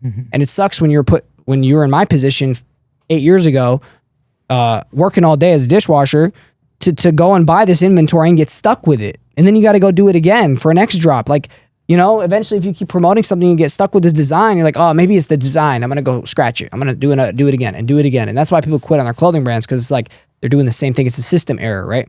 So manufacturers right there, MOQ. You have to buy MOQ. Then you have print on demand companies where they will, through software, they're doing Printify, Printful, Redbubble, Custom Ink. What they'll do is they'll go ahead and print and ship your shirts and hoodies to your customer on demand. So like no MOQ, no minimum, no order. When the order comes in, they'll make it and ship it to you. Sounds great. Sounds like pure. It's not, right? Because look, this is why I'm just enhancing the point that we actually have something, and it's very rare in business that you have something that nobody's doing, especially in a rampant competitive industry. With print on demand, it's a great idea, but it's only good for if you wanted to start like an Etsy shop type of thing. Like, hey Leo, I just printed your face on the shirt and I'm gonna send it to you as a fun token or a gift. Yeah. Or a mom going to make a shirt for a birthday party. Shirts resell for $35, $50. I'm talking like like standard quality t-shirts, something you make at the mall. That's what Printify and Printful and those companies are, right? And no shade or no hate to their business model. I mean, they make $500 million a year. Of course, it's working, you know, like, but at the same time, it's not at clothing. It's not fashion. It's not a clothing industry. So therefore, if you have Printify and Print on Demand, they make print products on demand, but it's low quality and it's not fashion. And then you have clothing manufacturers who do make fashion, but you have to buy it in bulk. This is where our innovative software comes in that we've developed, where brands, when they come to us, instead of putting that money into inventory, we say, how about this? We'll work on the designs with you, the website with you. You become an in-house brand at our company. When you're becoming an in-house brand, it means that we're working with you collaboratively to work on your designs, your content, your website. And then from that point on, all of those products, you can have 100 products. It doesn't have to be those 5. None of them are made in bulk. There's no MOQ. What happens is, similar to Printify and Printful, we make it and ship it to the customer on demand. But the difference is you're talking about luxury, high-end fashion, products that normally you'd have to make 100 of each because it's not available as a blank. You know, like it's not like a Gildan. It's not like just a random blank you can buy at the mall and print your logo on. No, we're talking about high quality, you know, like high-end products, like from rhinestones to glitters to custom prints on the collar to different woven complexities, woven labels, custom packaging. Exactly, right? So you're getting capabilities that normally you'd have to buy in bulk, but now you're getting it in a way where it's on demand. And that right there is a huge, huge thing for people in the clothing industry, because now if I go ahead and make this design and I make 100 designs with you guys, like with Pure, if none of these sell, I can just scratch it and put up another designs. You know, it's my brand that I'm investing into. That's why we say we build brands, because you're investing into your brand, so you can actually put the energy towards your brand. If a product doesn't sell in today's day and age, we've innovated the space, because in 2025, you shouldn't be investing into product. You should invest into your brand. You know, product will sell based on your brand. So what we do is we empower business owners to actually utilize the ability to utilize their brand to sell whatever product they have. You know, they can have 10 products, they can have one product. If it does not sell, you're not stuck with inventory, and you never have to ship a single thing yourself. You know what I'm saying? So that's why, like I said, there's no company in the world doing what we do specifically. That they're not going to do a high-end manufacturing on demand. There's no high-end print on demand model. There's no high-end manufacturing on demand model except for Pure.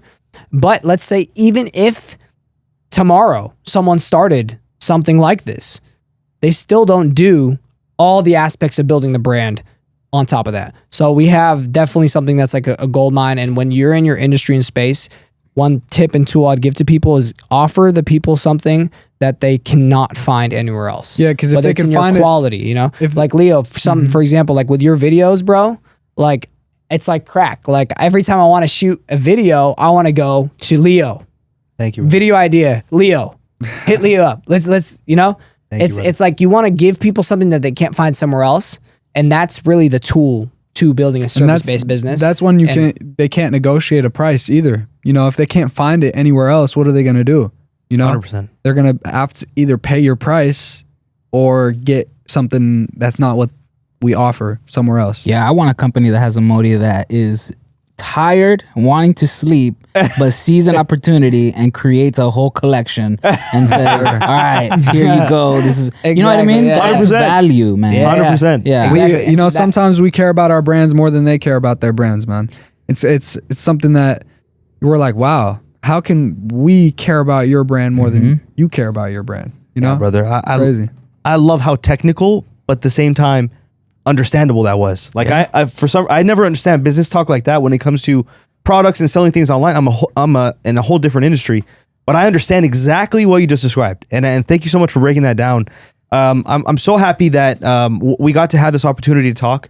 I'm so happy for the viewers that understand that there's an opportunity for you guys to pursue. For people out there that if you're very beautiful and you're a model, or you're somebody who has a message to send to the world, or you're really good at basketball at a young, whatever it is that you're doing, if you're starting your own clothing brand and you have the juice, the concentrate of what's required to sell, but you don't have the means to sell, here it is. Here are the means. I've provided to you guys in this podcast. And I thank you so much, guys, for making the time to be here. And there's going to be so many more podcasts just like this. Hopefully in the future, we'll have more yay moments, more Yes, sir. other celebrity moments. And yeah, I just can't wait to see where this goes, guys. What those time out is it there- now? Go ahead. What time is it? It's 11:15. Oh, PM. man, it's still early. Oh, exactly. I can keep going, man. This is incredible. You wanna run This is, it? Yes, sir. Yeah, let's keep it going. Let's run it. It's up to you guys. Honestly, I'm here. I don't want to push you guys. I just felt like you were concluding, keep it but going. let's go, baby. No. It's up to you guys. Honestly, like So this is the pure experience already. The pure like just the experience. longevity. Like What is this is like, how we. damn, we're over. I'm not gonna lie. I'm not gonna lie or sugarcoat it. I also was like sad that it was over too. I was like, damn. Then let's go. Here go next time. We gotta go next time. No. Let's go. I honestly didn't want How long to. have we been going so far? So we're around an hour and 30, but Oh, really? Oh, damn. I Time didn't flies. realize that, man. Damn, that's crazy. but honestly, brother, I didn't want to exhaust you guys, but me and Sergio have been going all day. Like this is, and what you guys are doing is amazing. So if you guys are excited to stay, I'm more than happy to keep going. How are we feeling? I'm excited. Yeah. I'm down. Yeah. Hell I mean, yeah. I'm down, Sergio, like- you good? Yeah, I'm good. I'm Amazing. good. Yeah. All right. Sorry, guys. Typically Excuse how- Leo. Typically, how long do you guys like? What's like your guys' max? Like We have what's your no guys' max, cap bro. on We have on no cap. podcasts? No cap. No cap. We have Yeah. no max, but the average has been around an hour An from hour. all these other podcasts. Yeah. Okay. Yeah. That's nice. But let's run it, bro. But, yeah. I mean, it's all benefit for us. It's benefit for people watching. Yes, And again, sir. like I'm not exaggerating with my admiration of the Pure brand and the Pure brothers. I hate to make this analogy, bro, but I'm just gonna go ahead and do it. Like a tow truck company, man. Like all mad respect to anybody who owns a tow truck company. You know, you're a business owner. I respect you, but you make money off other people's demise. You make money when people go, oh shit. That's when you make money. Yeah. So yes, you could be successful. Yes, there are tow truck companies that make millions and millions of dollars, but I don't want a company that is making money when people go, oh shit. You know, I want to start a business that makes money when other people grow and sell, and that's what Pure is. That's why I've only recently come to the understanding of what you just described, and I'm like, it's amazing because not only are they successful and they get to celebrate their success, but any time a dollar goes into their account, a dollar went into your account, and isn't that an amazing business model? is. Where you're helping people that don't know how to do something in a way where it's a win-win. So without a doubt, like I want this to keep going because your entire business model is based on benefiting people. It's helping Yeah. people. You know what I mean? Yeah. Thank you, man. Yeah, I appreciate that. Yeah, that's another side of the business that I sometimes tend to underlook. So I appreciate you guys reminding me of that because sometimes I forget about that we're making these people passive income. It's crazy. I'm always thinking about like the next steps and the next movements and the business side of things. So just being reminded of that is always great. You know? Yeah, brother. And I as a filmmaker, I'm working with people my job is to put people out there, and the people that invest into my services, it's not cheap. It's a very technically advanced. There's a lot of equipment that goes into this stuff. It's very expensive. And when I see people that invest themselves and spend the money on the filmmaking and the videos and the interviews and all these cool things, I'm like, dude, I hope they succeed. I hope the money they spent on my service goes in their favor. And you guys being people that target the people who have a following. I'm creating content for social media. I'm creating content for their social media pages to get their word out.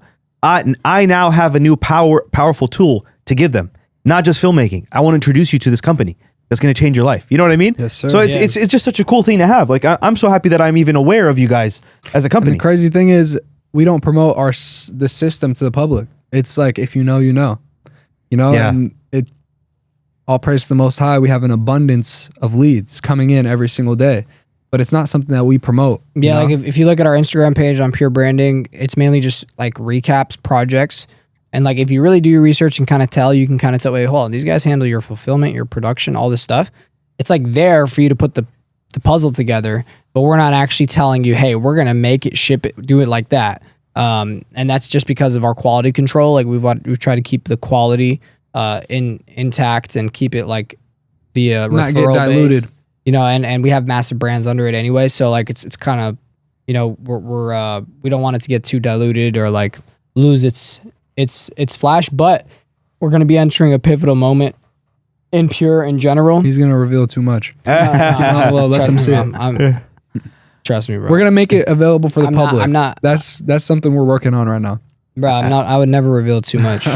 Give us 30 more minutes, man. We'll get you. Yeah. We'll get there. We're pulling it out, guys. You also, it's not about revealing, it's also about letting people know what's to come, 100%. So we're working on actually making this system accessible nationwide and worldwide to people at a rate that anybody can afford, to be able to go in and start your own thing. So that's a major investment that me and Modey have partaken in to like put it back into our business and basically going McDonald's with what we're doing. Instead of word of mouth and private and all of that.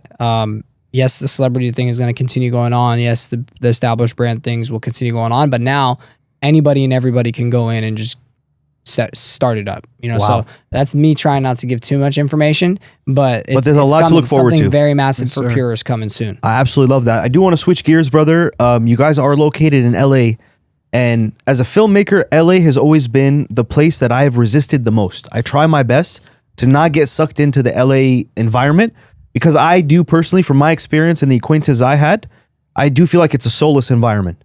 How have you guys maintained such a deep spiritual connection and have just these values and you uphold the morals and values that you were brought up with in an environment like LA? How do you maintain that? Yeah, first and foremost, of course that was instilled in us as kids. Our parents raised us to be great human beings and great individuals. So before we even moved out here, we were always on that type of time, but yeah, but that's kind of sugarcoating it a little bit. Like, yes, we were always like genuine, good individuals, and we were raised like most of them, but at one point, like in our lives, like most Muslims that are born here, they lose their path, and then they come back to it, So we definitely like did lose our path for a second, like in our like adolescence and teenage years.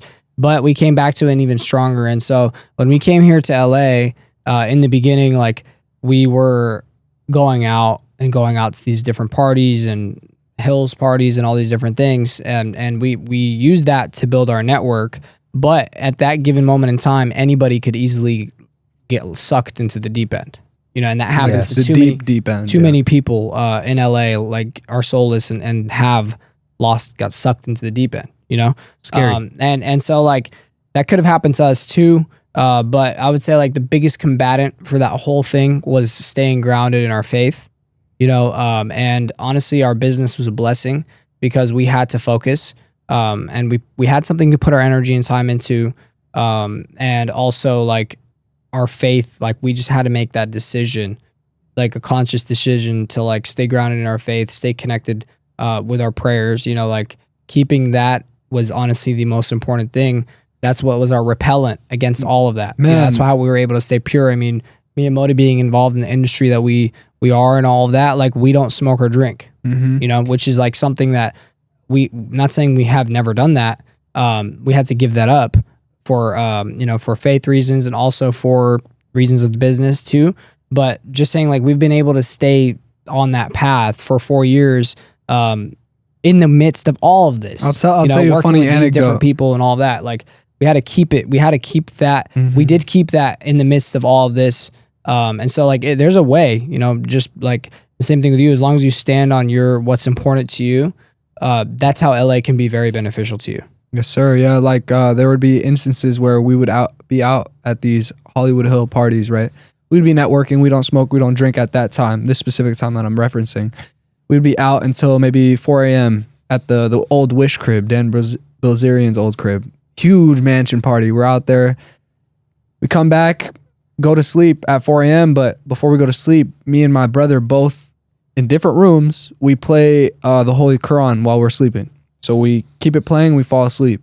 Next thing you know, I wake up 8 hours later or whenever it was, and I see on one of my friend's story, he posted both me and Taha were asleep, and he zooms in on like the recording. He's like, both these guys are playing the same, he doesn't know what it is. Both these guys are playing the same thing while they're sleeping.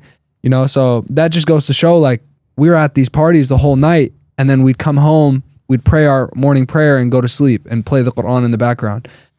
Instead of, I mean, a lot of the thing is like a lot of like Muslims watching your podcast right now will probably try to roast Modey up for that whole thing right there, just because he's saying like he's at a party and then he's going there. But the difference is like we're not just like when Modey's saying that, like we were at these parties and different things with a business mindset. Like we were there specifically to network and expand our network and connection. You know, we were those guys that were at the party. We weren't drinking, we weren't smoking. We were trying to talk to everyone in the room that had connections that worked to be able to build for what we were doing. So although we were there, we also came, it's not like we lost ourselves, you know, in that. Like we still came back home, we prayed, and we continued our journey. And it didn't just end up like, hey, now you're, you know, like burnt out. Like most people and a lot of people in Hollywood, they come out here, they get caught up in the networking thing, but then eventually it's like mixed with the drinks, mixed with this, mixed with that. They're doing that every weekend, every night, every day, and then they lost their whole way and vision. You know what I'm saying? Thank you for clarifying that as well. I don't want no one to roast me. Yeah.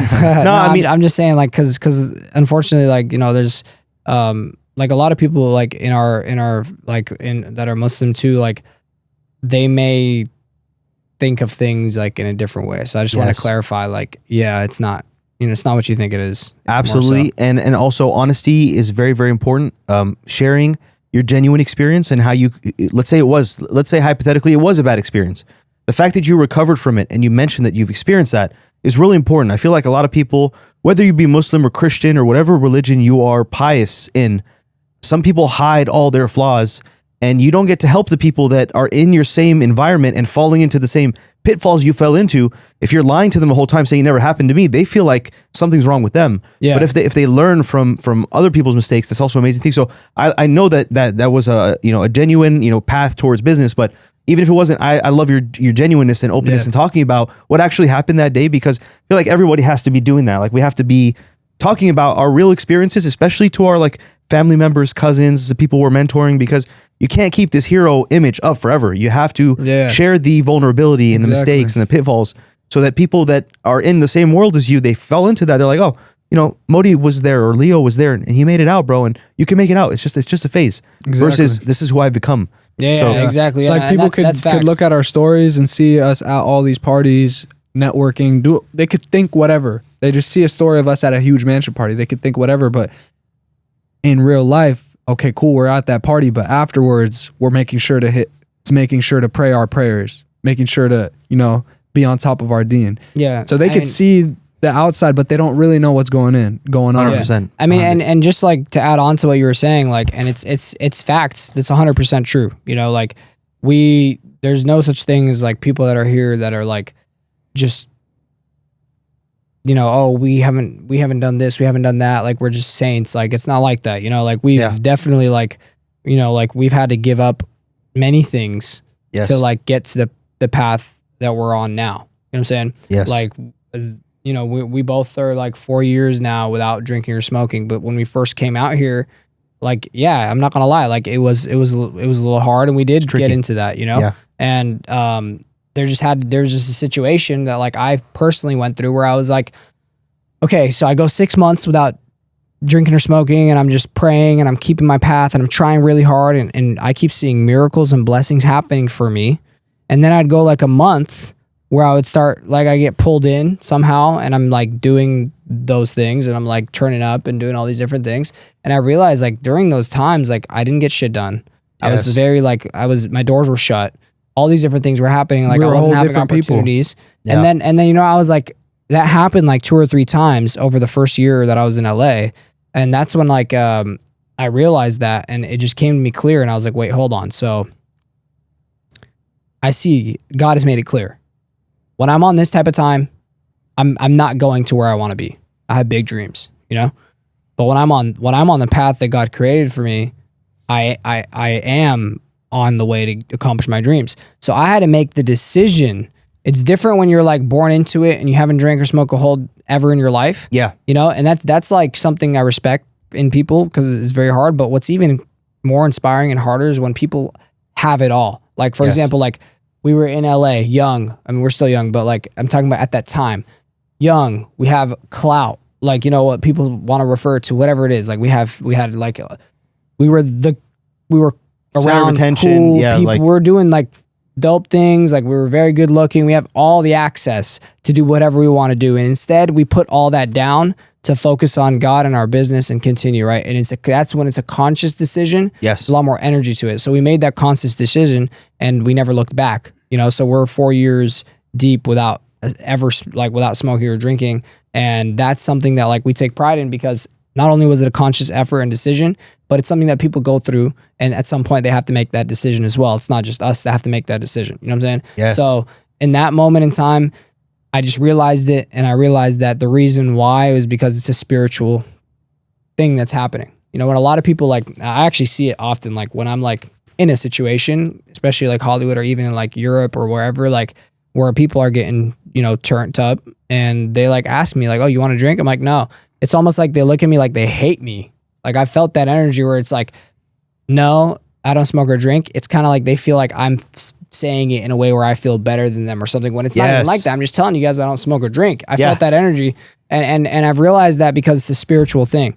It's a spiritual thing where it's like, what I realized in my own experience was the reason why things weren't happening for me while I was smoking and drinking is because when I go to pray and when I go to actually like I'm going to pray and I'm going to, you know, connect with God. And during those moments, it's like there's some sort of spiritual blockage because the frequency that I'm on is not high enough to actually connect and make these things happen, right? Wow. So I noticed the pattern, and it was like when my frequency was low because I was putting low frequency things into my body, I started to realize that my du'as, my like calling to God and asking for things or asking for guidance or even guidance. We're a vessel. We need guidance, right? So even guidance became like not receptive to me anymore because a barrier. I'm like, like I'm not spiritually vibrating at a certain level, right?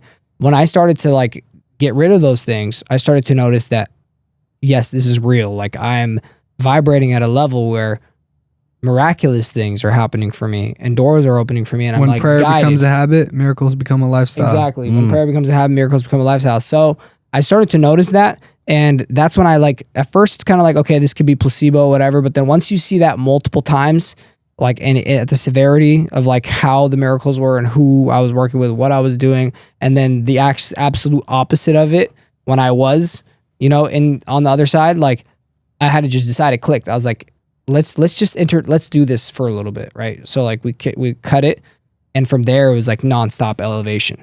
You know, of course we had our tricks and turns and hardships. So that's just my message to people. I want to ask you something. What do you guys think of this? Okay, so when we were on this frequency, when we first had our first brand, we had a clothing rack in our living room, and our first brand was Pocket Star. I'd have a picture of a celebrity on a pocket t-shirt. I was looking through the clothing rack, and we had a a t-shirt with Roddy Ricch's face on it. And we're about to go out to Rodeo. So I'm looking through it. I'm like, which shirt should I bring? I'm looking through it, right? And I see this t-shirt. I literally touch it. I look at it. I'm like, no, I got to redo this design. I leave it there. Fast forward 30 minutes later, we're at Rodeo. Roddy Ricch right there, right in front of me. Crazy.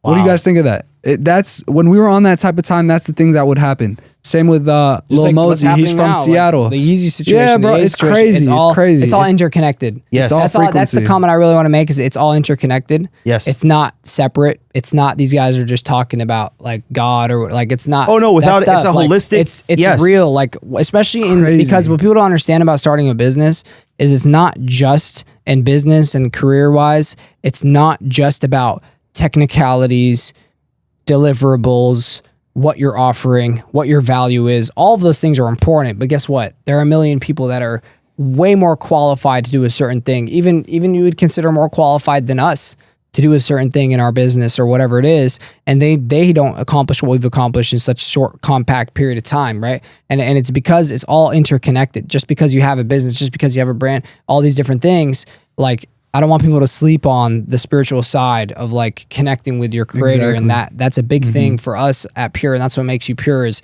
whether you're Christian, Muslim, whatever you believe in is like what you're believing in, as long as you're believing in God and truly working on that relationship with God, and rid yourself from all negative thing. And it's not just smoking or drinking. There's millions of other negative things that you can put into your body. Some people's vices are not smoking and drinking. Some people's vices is like anxiety, negativity, lack of confidence, all these different things that come from the devil, all those things that you put in your mind and your body, it lowers your frequency. But when you do the opposite and you raise your frequency, it is directly interconnected with how much more money you're going to make, how far you're going to go in your business. That is facts. Like it's literally like real. Like 100%. if the direct correlation of like your relationship with your creator does impact. So a lot of the people that are watching right now that are struggling with that, we've been there before too. And I'm telling you right now, when you make that decision and you actually actively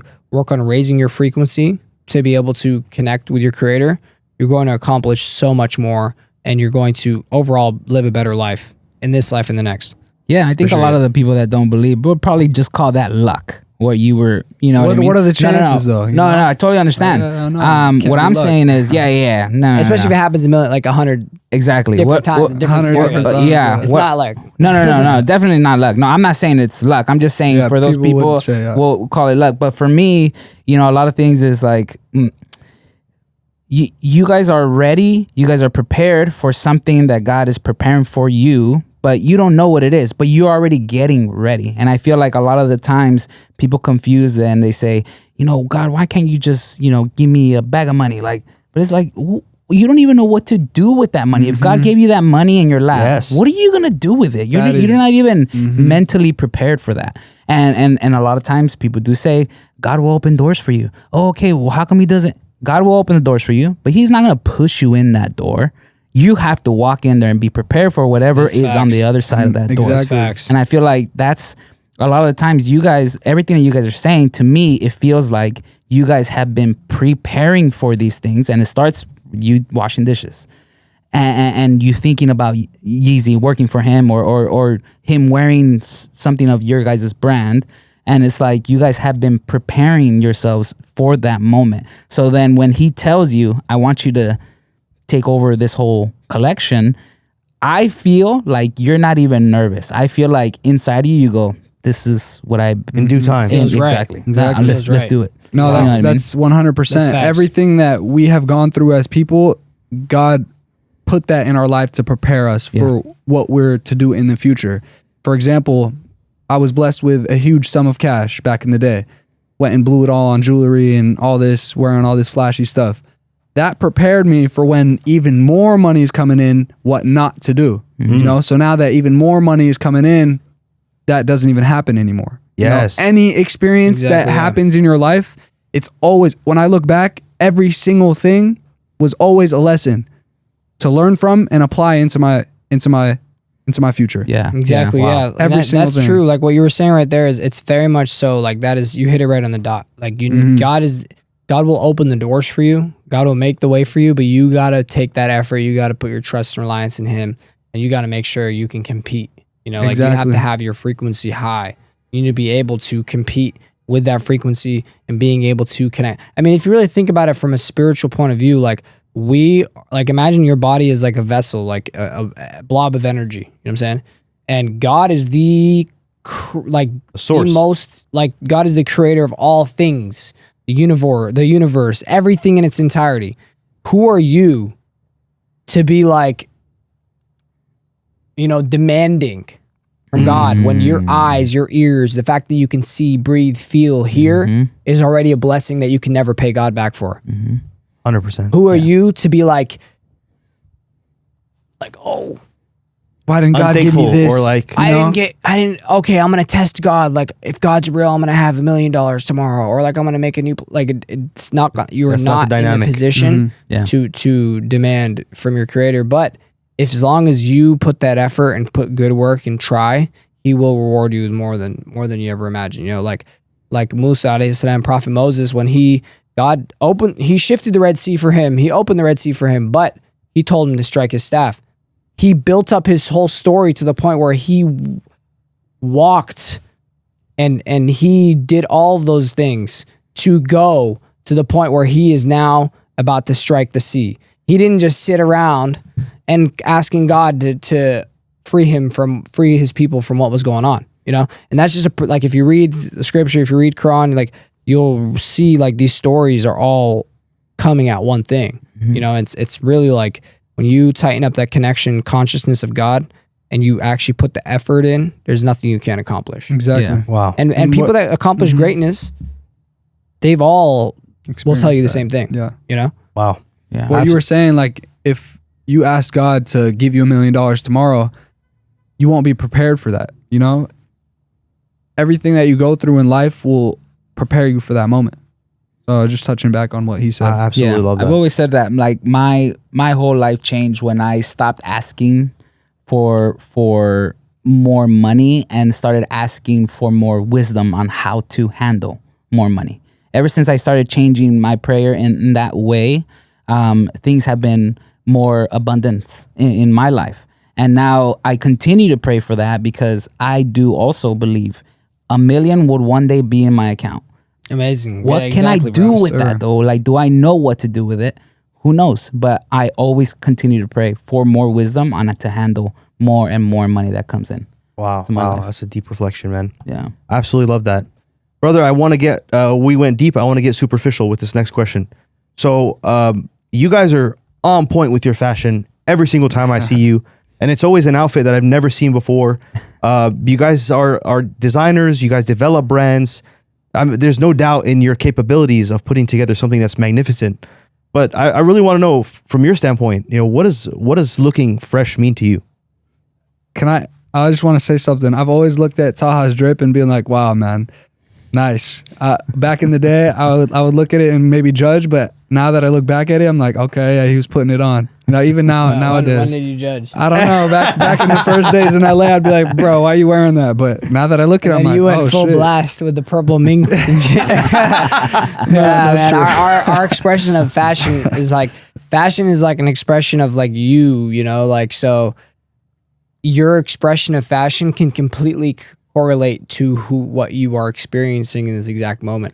That's something that I've actually like seen firsthand with Ye, like now that I think about it more, like with Ye in Spain, like every piece we would make would change drastically every single day based on how he felt. So he would change a piece 100 times to get it to the beautiful point that it ended up as. But like every single day he's coming in and changing it based on how he feels, And when I looked at it from that perspective, I kind of looked at my life and seeing like my fashion is actually done that too with the different type of life. Like Modey's saying right now, like when Modey was 2020 era of LA, like just whatever we're going through in life is like showing on your fashion. Like Modey was like purple mink, long purple mink, purple car. He had purple things in his hair. He had like purple things in his teeth. It was like very loud and like attention grabbing. Yeah, like and my fashion sense was like also like a different type of what I was thinking. Like it's a reflection. Like my fashion sense, like in that time, like it was more like creative and like he would spray paint a t-shirt and wear it, shirts and shit. And like it was like a perfect representation of what I'm doing in my mind consciously, right? And so now when I look at my sense of fashion, I like my sense of fashion at all stages of my life, but I like it the most in this stage because now it's like my sense of fashion is turned into like still like fresh, but also subtle, like a business side. Yes. Which is perfectly representation of what's going on in my life is the position that I'm in as a business owner. It's like now we've changed our sense of fashion to still be fly and fresh, but it just goes, it flows. So fashion is like definitely a representation of what you are going through and who you are, you know, what your ideas come in. I can never wear what I used to wear. You know, if I tried to wear it in today's day and age, it would just not look good. It's facts. Like Leo, I'm talking sparkly pants, purple mink. I cannot wear that anymore, but that was for that time. And that's how I was feeling as a young entrepreneur, fly, good looking, going to these LA parties, like, linking up with Paris Hilton, doing this, this, that. Exactly. Like, and like Leo, for example, like even though some people might think it's like, okay, maybe like, is that like cliche, but that's actually what fashion is. That's how the dopest fashion designers make their clothes is based off of like that, you know, like for you right now, what you're wearing, it's like you got the workswear tee on, you know, like I feel like your vibe of fashion right now in the part of life that you're in right now is like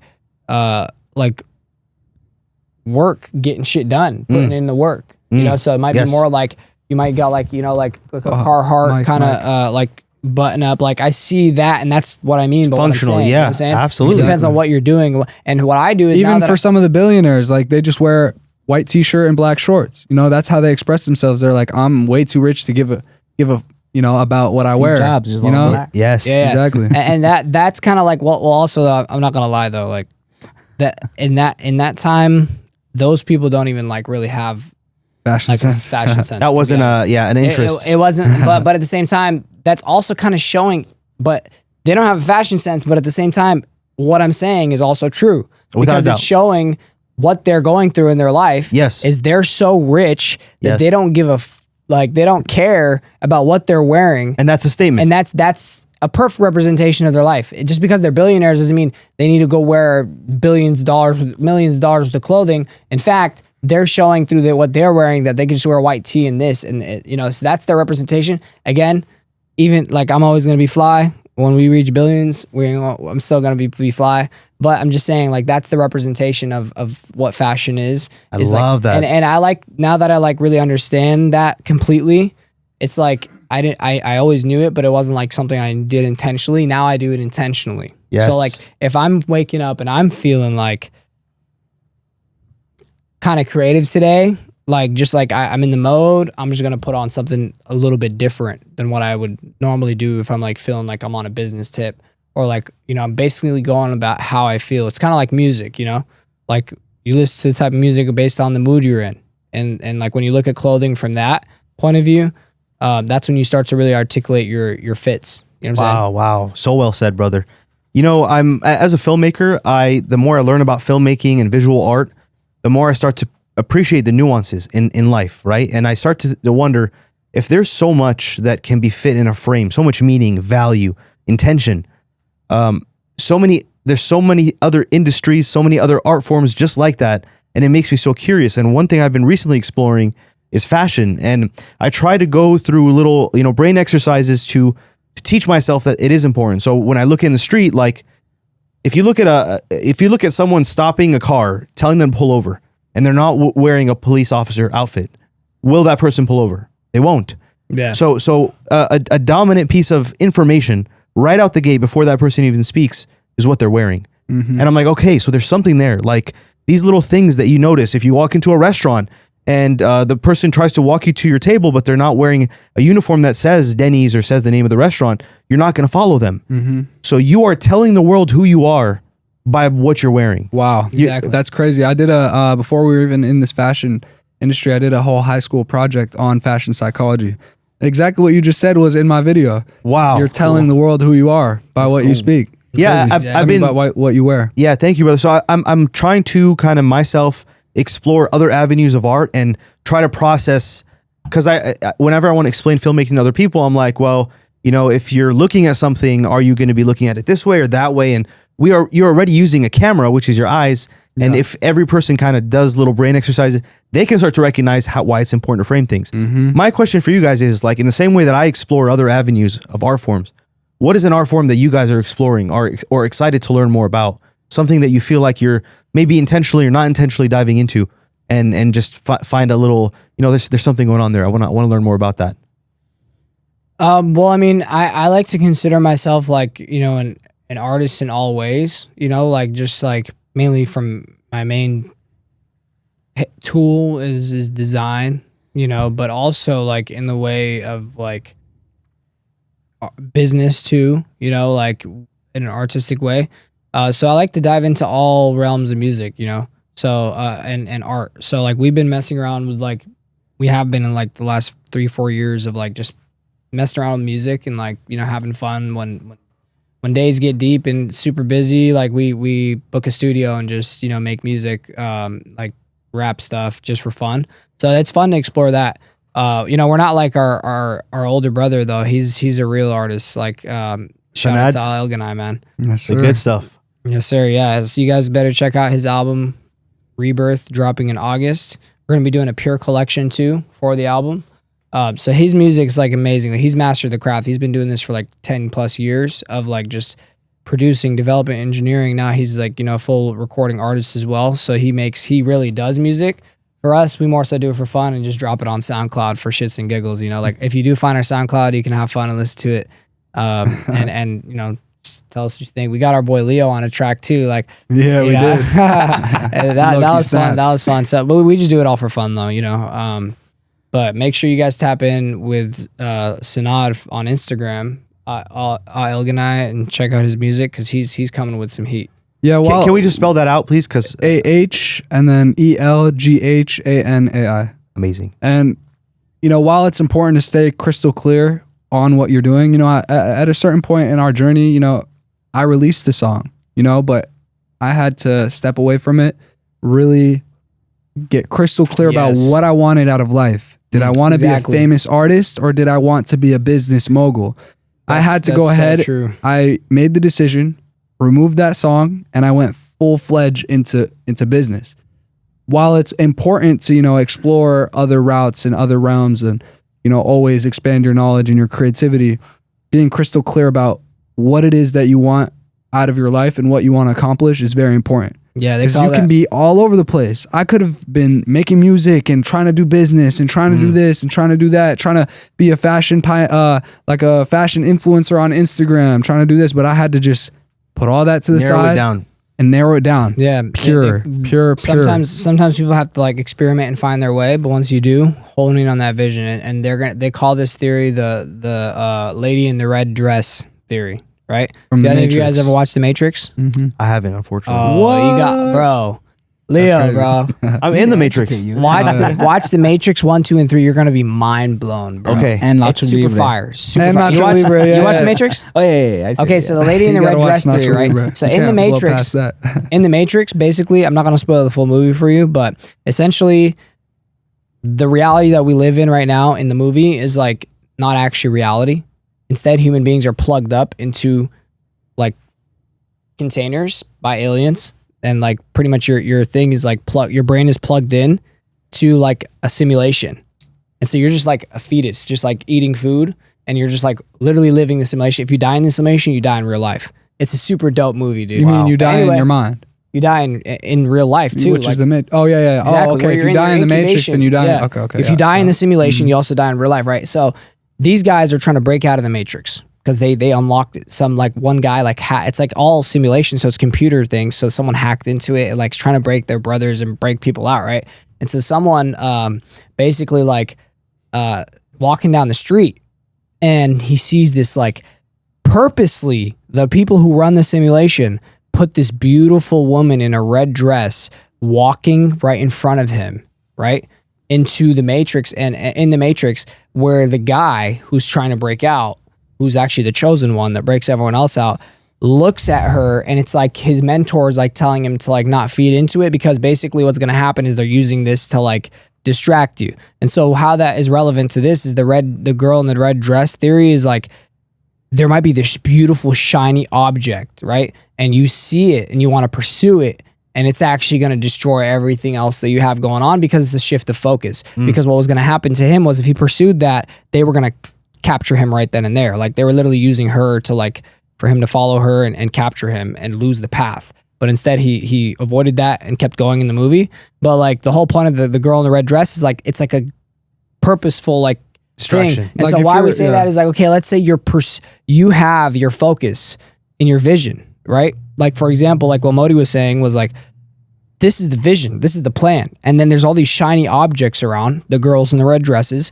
Like for example, music. Like he's like, oh, I see this artist doing I this, sound you know? fire. Like I made some fire songs. Like if he was to pursue and dive deep into that, that's the girl in the red dress for him, because now he's going to dive deep into something else. And it's like now his vision, now he's lost the track of the vision. It's the same thing with other things. That girl in the red dress can be anything. It can be partying. It could be drinking. It could be music. It could be a different form of business. It could be whatever. It's just a distraction, right? That's a good word to say.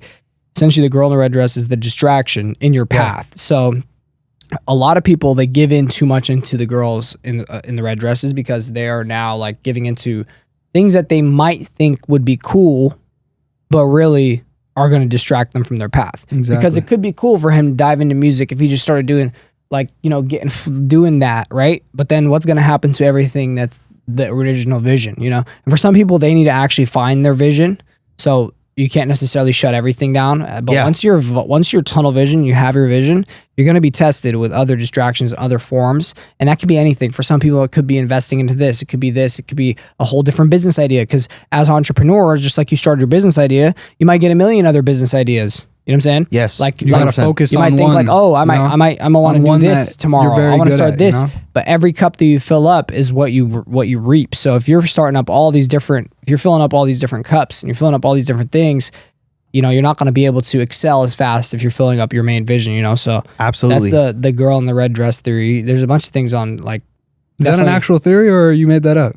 I mean, it's actual a theory. theory. Oh, really? Yeah, it's a theory now. Okay. Hey, look, it's an actual theory. I mean, I kind of got what they were trying to put down from the Matrix. Yeah. But like, if you search it up on YouTube, they'll say All right, about the bet. same thing that I'm talking about. Speaking of a girl, there's always a segment on the podcast where we talk about my my relationship status. So I'm single as a Pringle, brother, Okay. and I'm currently in the process of pursuing a meaningful, long-lasting marriage to build a family.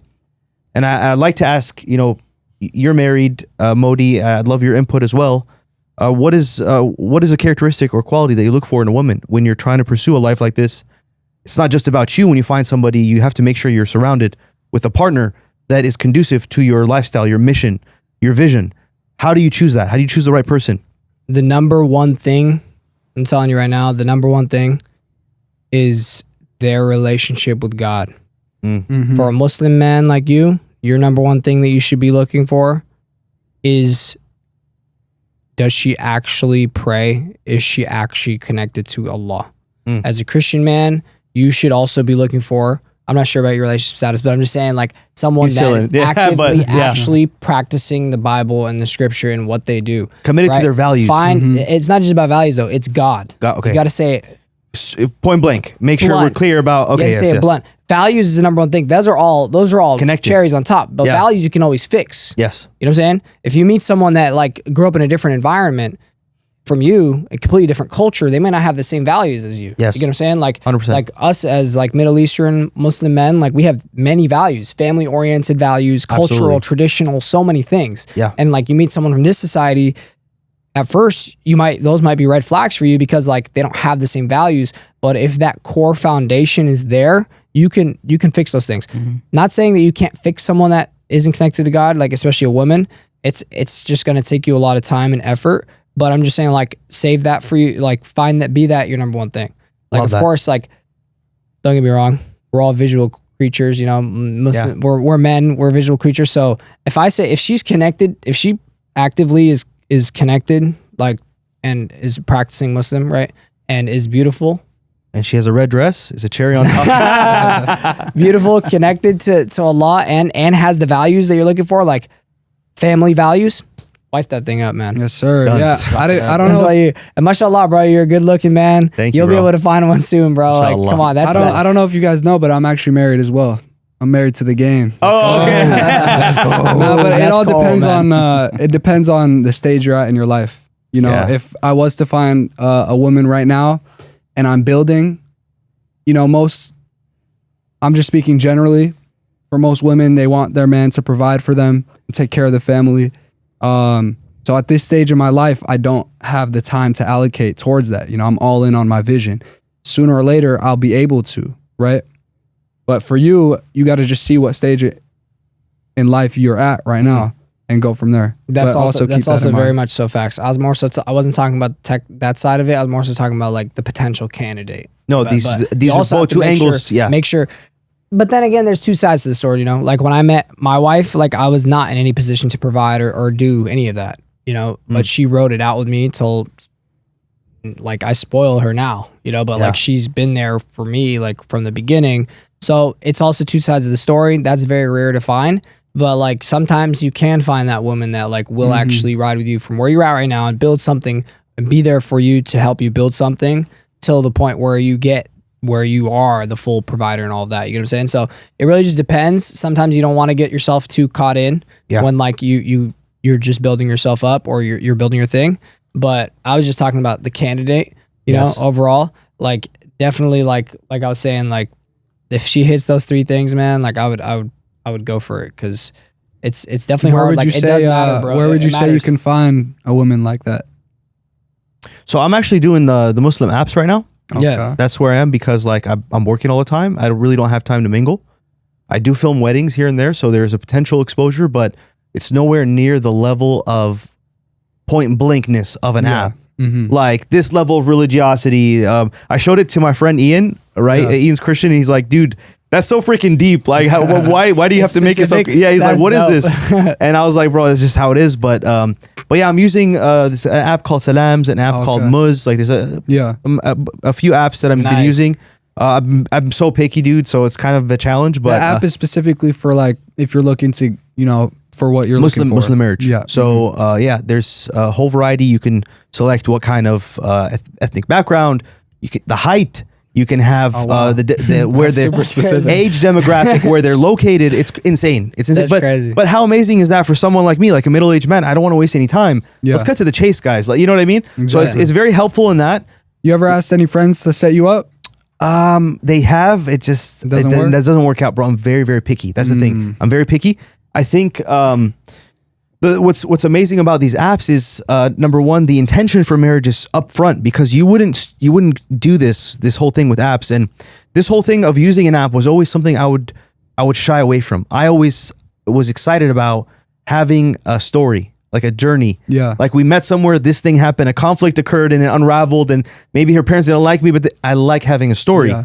But I think being in the US as a minority, it's very challenging to be exposed to the circumstances that lead to these fun, dirty stories. So sometimes you have to take things as they are. It is what it is. If it's gonna be through an app, it's gonna be through an app. Yeah. It's a noble cause, and the tool doesn't matter to me. So long as the Put up the paid partnership from Salam. if Saddam's and Muz, yeah. Yeah. So, sorry to put you in this whole like. No, I'm good. I think what we're forgetting though too is maybe God's preparing your girl somewhere right now, man, and he's sir. gonna bring her at the right time. Yeah. You know what I mean? Yeah. Like Modey's saying he's on his grind mode. But if the perfect woman is in front of him, I'm sure he's gonna Exactly. pursue He'll and capitalize. make it happen. Yeah, I'm not looking exactly. actively That's looking, facts, you know? bro. Because that's how I feel about my wife too. You know, like it was all lost timing. You know, what I'm Yeah. saying? So what I would do on your end is just keep it in your prayers. Yeah. You know, like just ask Allah to guide you to the Yeah. right one, the one you're God meant to be willing. with. It's gonna Inshallah. happen out Yo, the blue because you can find, mashallah, like I said, bro. You're a good looking guy. You great. That like just great person, well-rounded individual Thank you. I keep saying. overall. Yeah. You know, so you don't necessarily need to go and try too hard. You know what Yeah. I'm saying? But what you end up with when you even if it's not trying too hard, it might be a waste of time and heartbreak for you. So if you ask Allah to guide you in that direction, you will get it. You know what I'm saying? Facts. Hey, yeah, shout out to Leo, man. Thank you, bro. Definitely. If any beautiful women that have those values that Taha mentioned, feel free to hit them up. Yes, link is in the description. and you'll be going through a vetting process by the Pure Brothers to make sure you absolutely the only way you are worthy of Leo. Oh man, King Leo. Thank you so much, bro. I appreciate you, bro. Of course, my brother. That means, and I honestly, guys, for a lot of people, mentioning this pursuit is an insecure attempt. Like, why are you talking about on a podcast with four gentlemen your pursuit for a woman? But again, just like we were talking about sharing experiences in which we failed in life, I want to share with people that like it's all right to talk about things you need if it's a noble cause and you're honest about it. Like, I'm not a guy that messes around. I could be dating. I could have gone through 14, an enormous number of women in the past how many years. I could choose that path, but I didn't. And I take pride in being someone who pursues relationships in an honorable way that preserves her dignity and makes sure that we're both intentional. And just like I'm an artist with my camera, I'm an artist with my interactions with people. I'm an artist in the way I choose my potential spouse. I'm an artist in the way I choose the mother of my children. So I want anyone out there who feels the need to find somebody, don't worry about the way you go about it. You're not going to look desperate. Say what's on your mind, share it with people that you love. And I'm surrounded by brothers that make this a comfortable conversation. If I was with someone else in the room, this may not be something that I'd be comfortable sharing. You know what I mean? Yeah. So this is something. Of course, brother. Of course, man. That's like, it's organic, like the whole conversation, everything just came up organically. Like, you're putting yourself out there. You know what I'm saying? It's better than not. Like, you never know. Someone from our fan base might hit you up and be like, "Hey, I'm interested." Like saying, period. It's not even that you need them to be. It's just like you're putting yourself out there, and you should put yourself out there for everything you want. And need in life. Thank you. You know what I'm saying? Thank you. You put yourself in a position to win, man. If you're just sitting back and just like, that's how life works. I run into a girl today, and like make if it clear, he man. Never mentions it, and the Pure Brothers find a candidate, but they don't know that you're looking. They will never introduce you to her. There you go. Yeah, you so never you know, have man. to say it out there, man. 100%. You never know, man. That's crazy, Yes, bro. Mashallah, man. You soon we're gonna hear some good news. Inshallah. Inshallah. Guys, I think groundbreaking episode. Yeah. Yes, sir. We went spiritual, we went business, we went connection, we went celebrity experiences. I think we took people on a roller coaster today, and we've explored the depths of people's emotions, whether it be connection to God, longing for the greater things in the world, whether it be the importance of looking good, being artistic, going through pains and suffering in life, the importance of brotherhood. Like, this is a podcast for the books. I really appreciate you guys for being on, and we're definitely gonna have this again. What do you say, Sergio? Yeah, I love to see you guys each time you guys reach a new mountaintop, man. This is amazing, and I wish you guys the best of luck. Yes, sir. Thank you, man. We're gonna stay connected. Any friend and brother of Leo's is a brother of ours. So I appreciate that. Guys. Anything you need, we got you, man. And we appreciate you guys for having us on. Leo, thank you so much again. It was a great time. I'm glad we got to organically just conversate, and just talk about all these different things. And man, it was a vibe, bro. We got to do it again for sure. Yes, sir. Thank you guys for having us. Of course. Absolutely, brother. Thank and you. And the way you guys Yes, use sir. your guys' business name, it's no pun intended, pure perfection. It's Yes, pure sir. perfection. And we didn't even talk about the origination of that name and where that came from, but that's for another episode, man. That's another one. Stay pure, the pure way, man. Follow us on Instagram at Pure Taha, PUR3 Taha. And it's Modey. Yes, Yo, sir. it's Our Modey. Instagram is Pure Branding, PUR3 Branding. Yes, So sir, yeah, yes, just sir. to emphasize, the E of the pure is the number 3. So Yeah. PUR3. Yes, sir. Yes, sir. Yes, sir. And thank you all for watching, and we will catch you guys on the next episode. Yes, sir. Man. My brother, man. What? Yes, sir. What? Sir.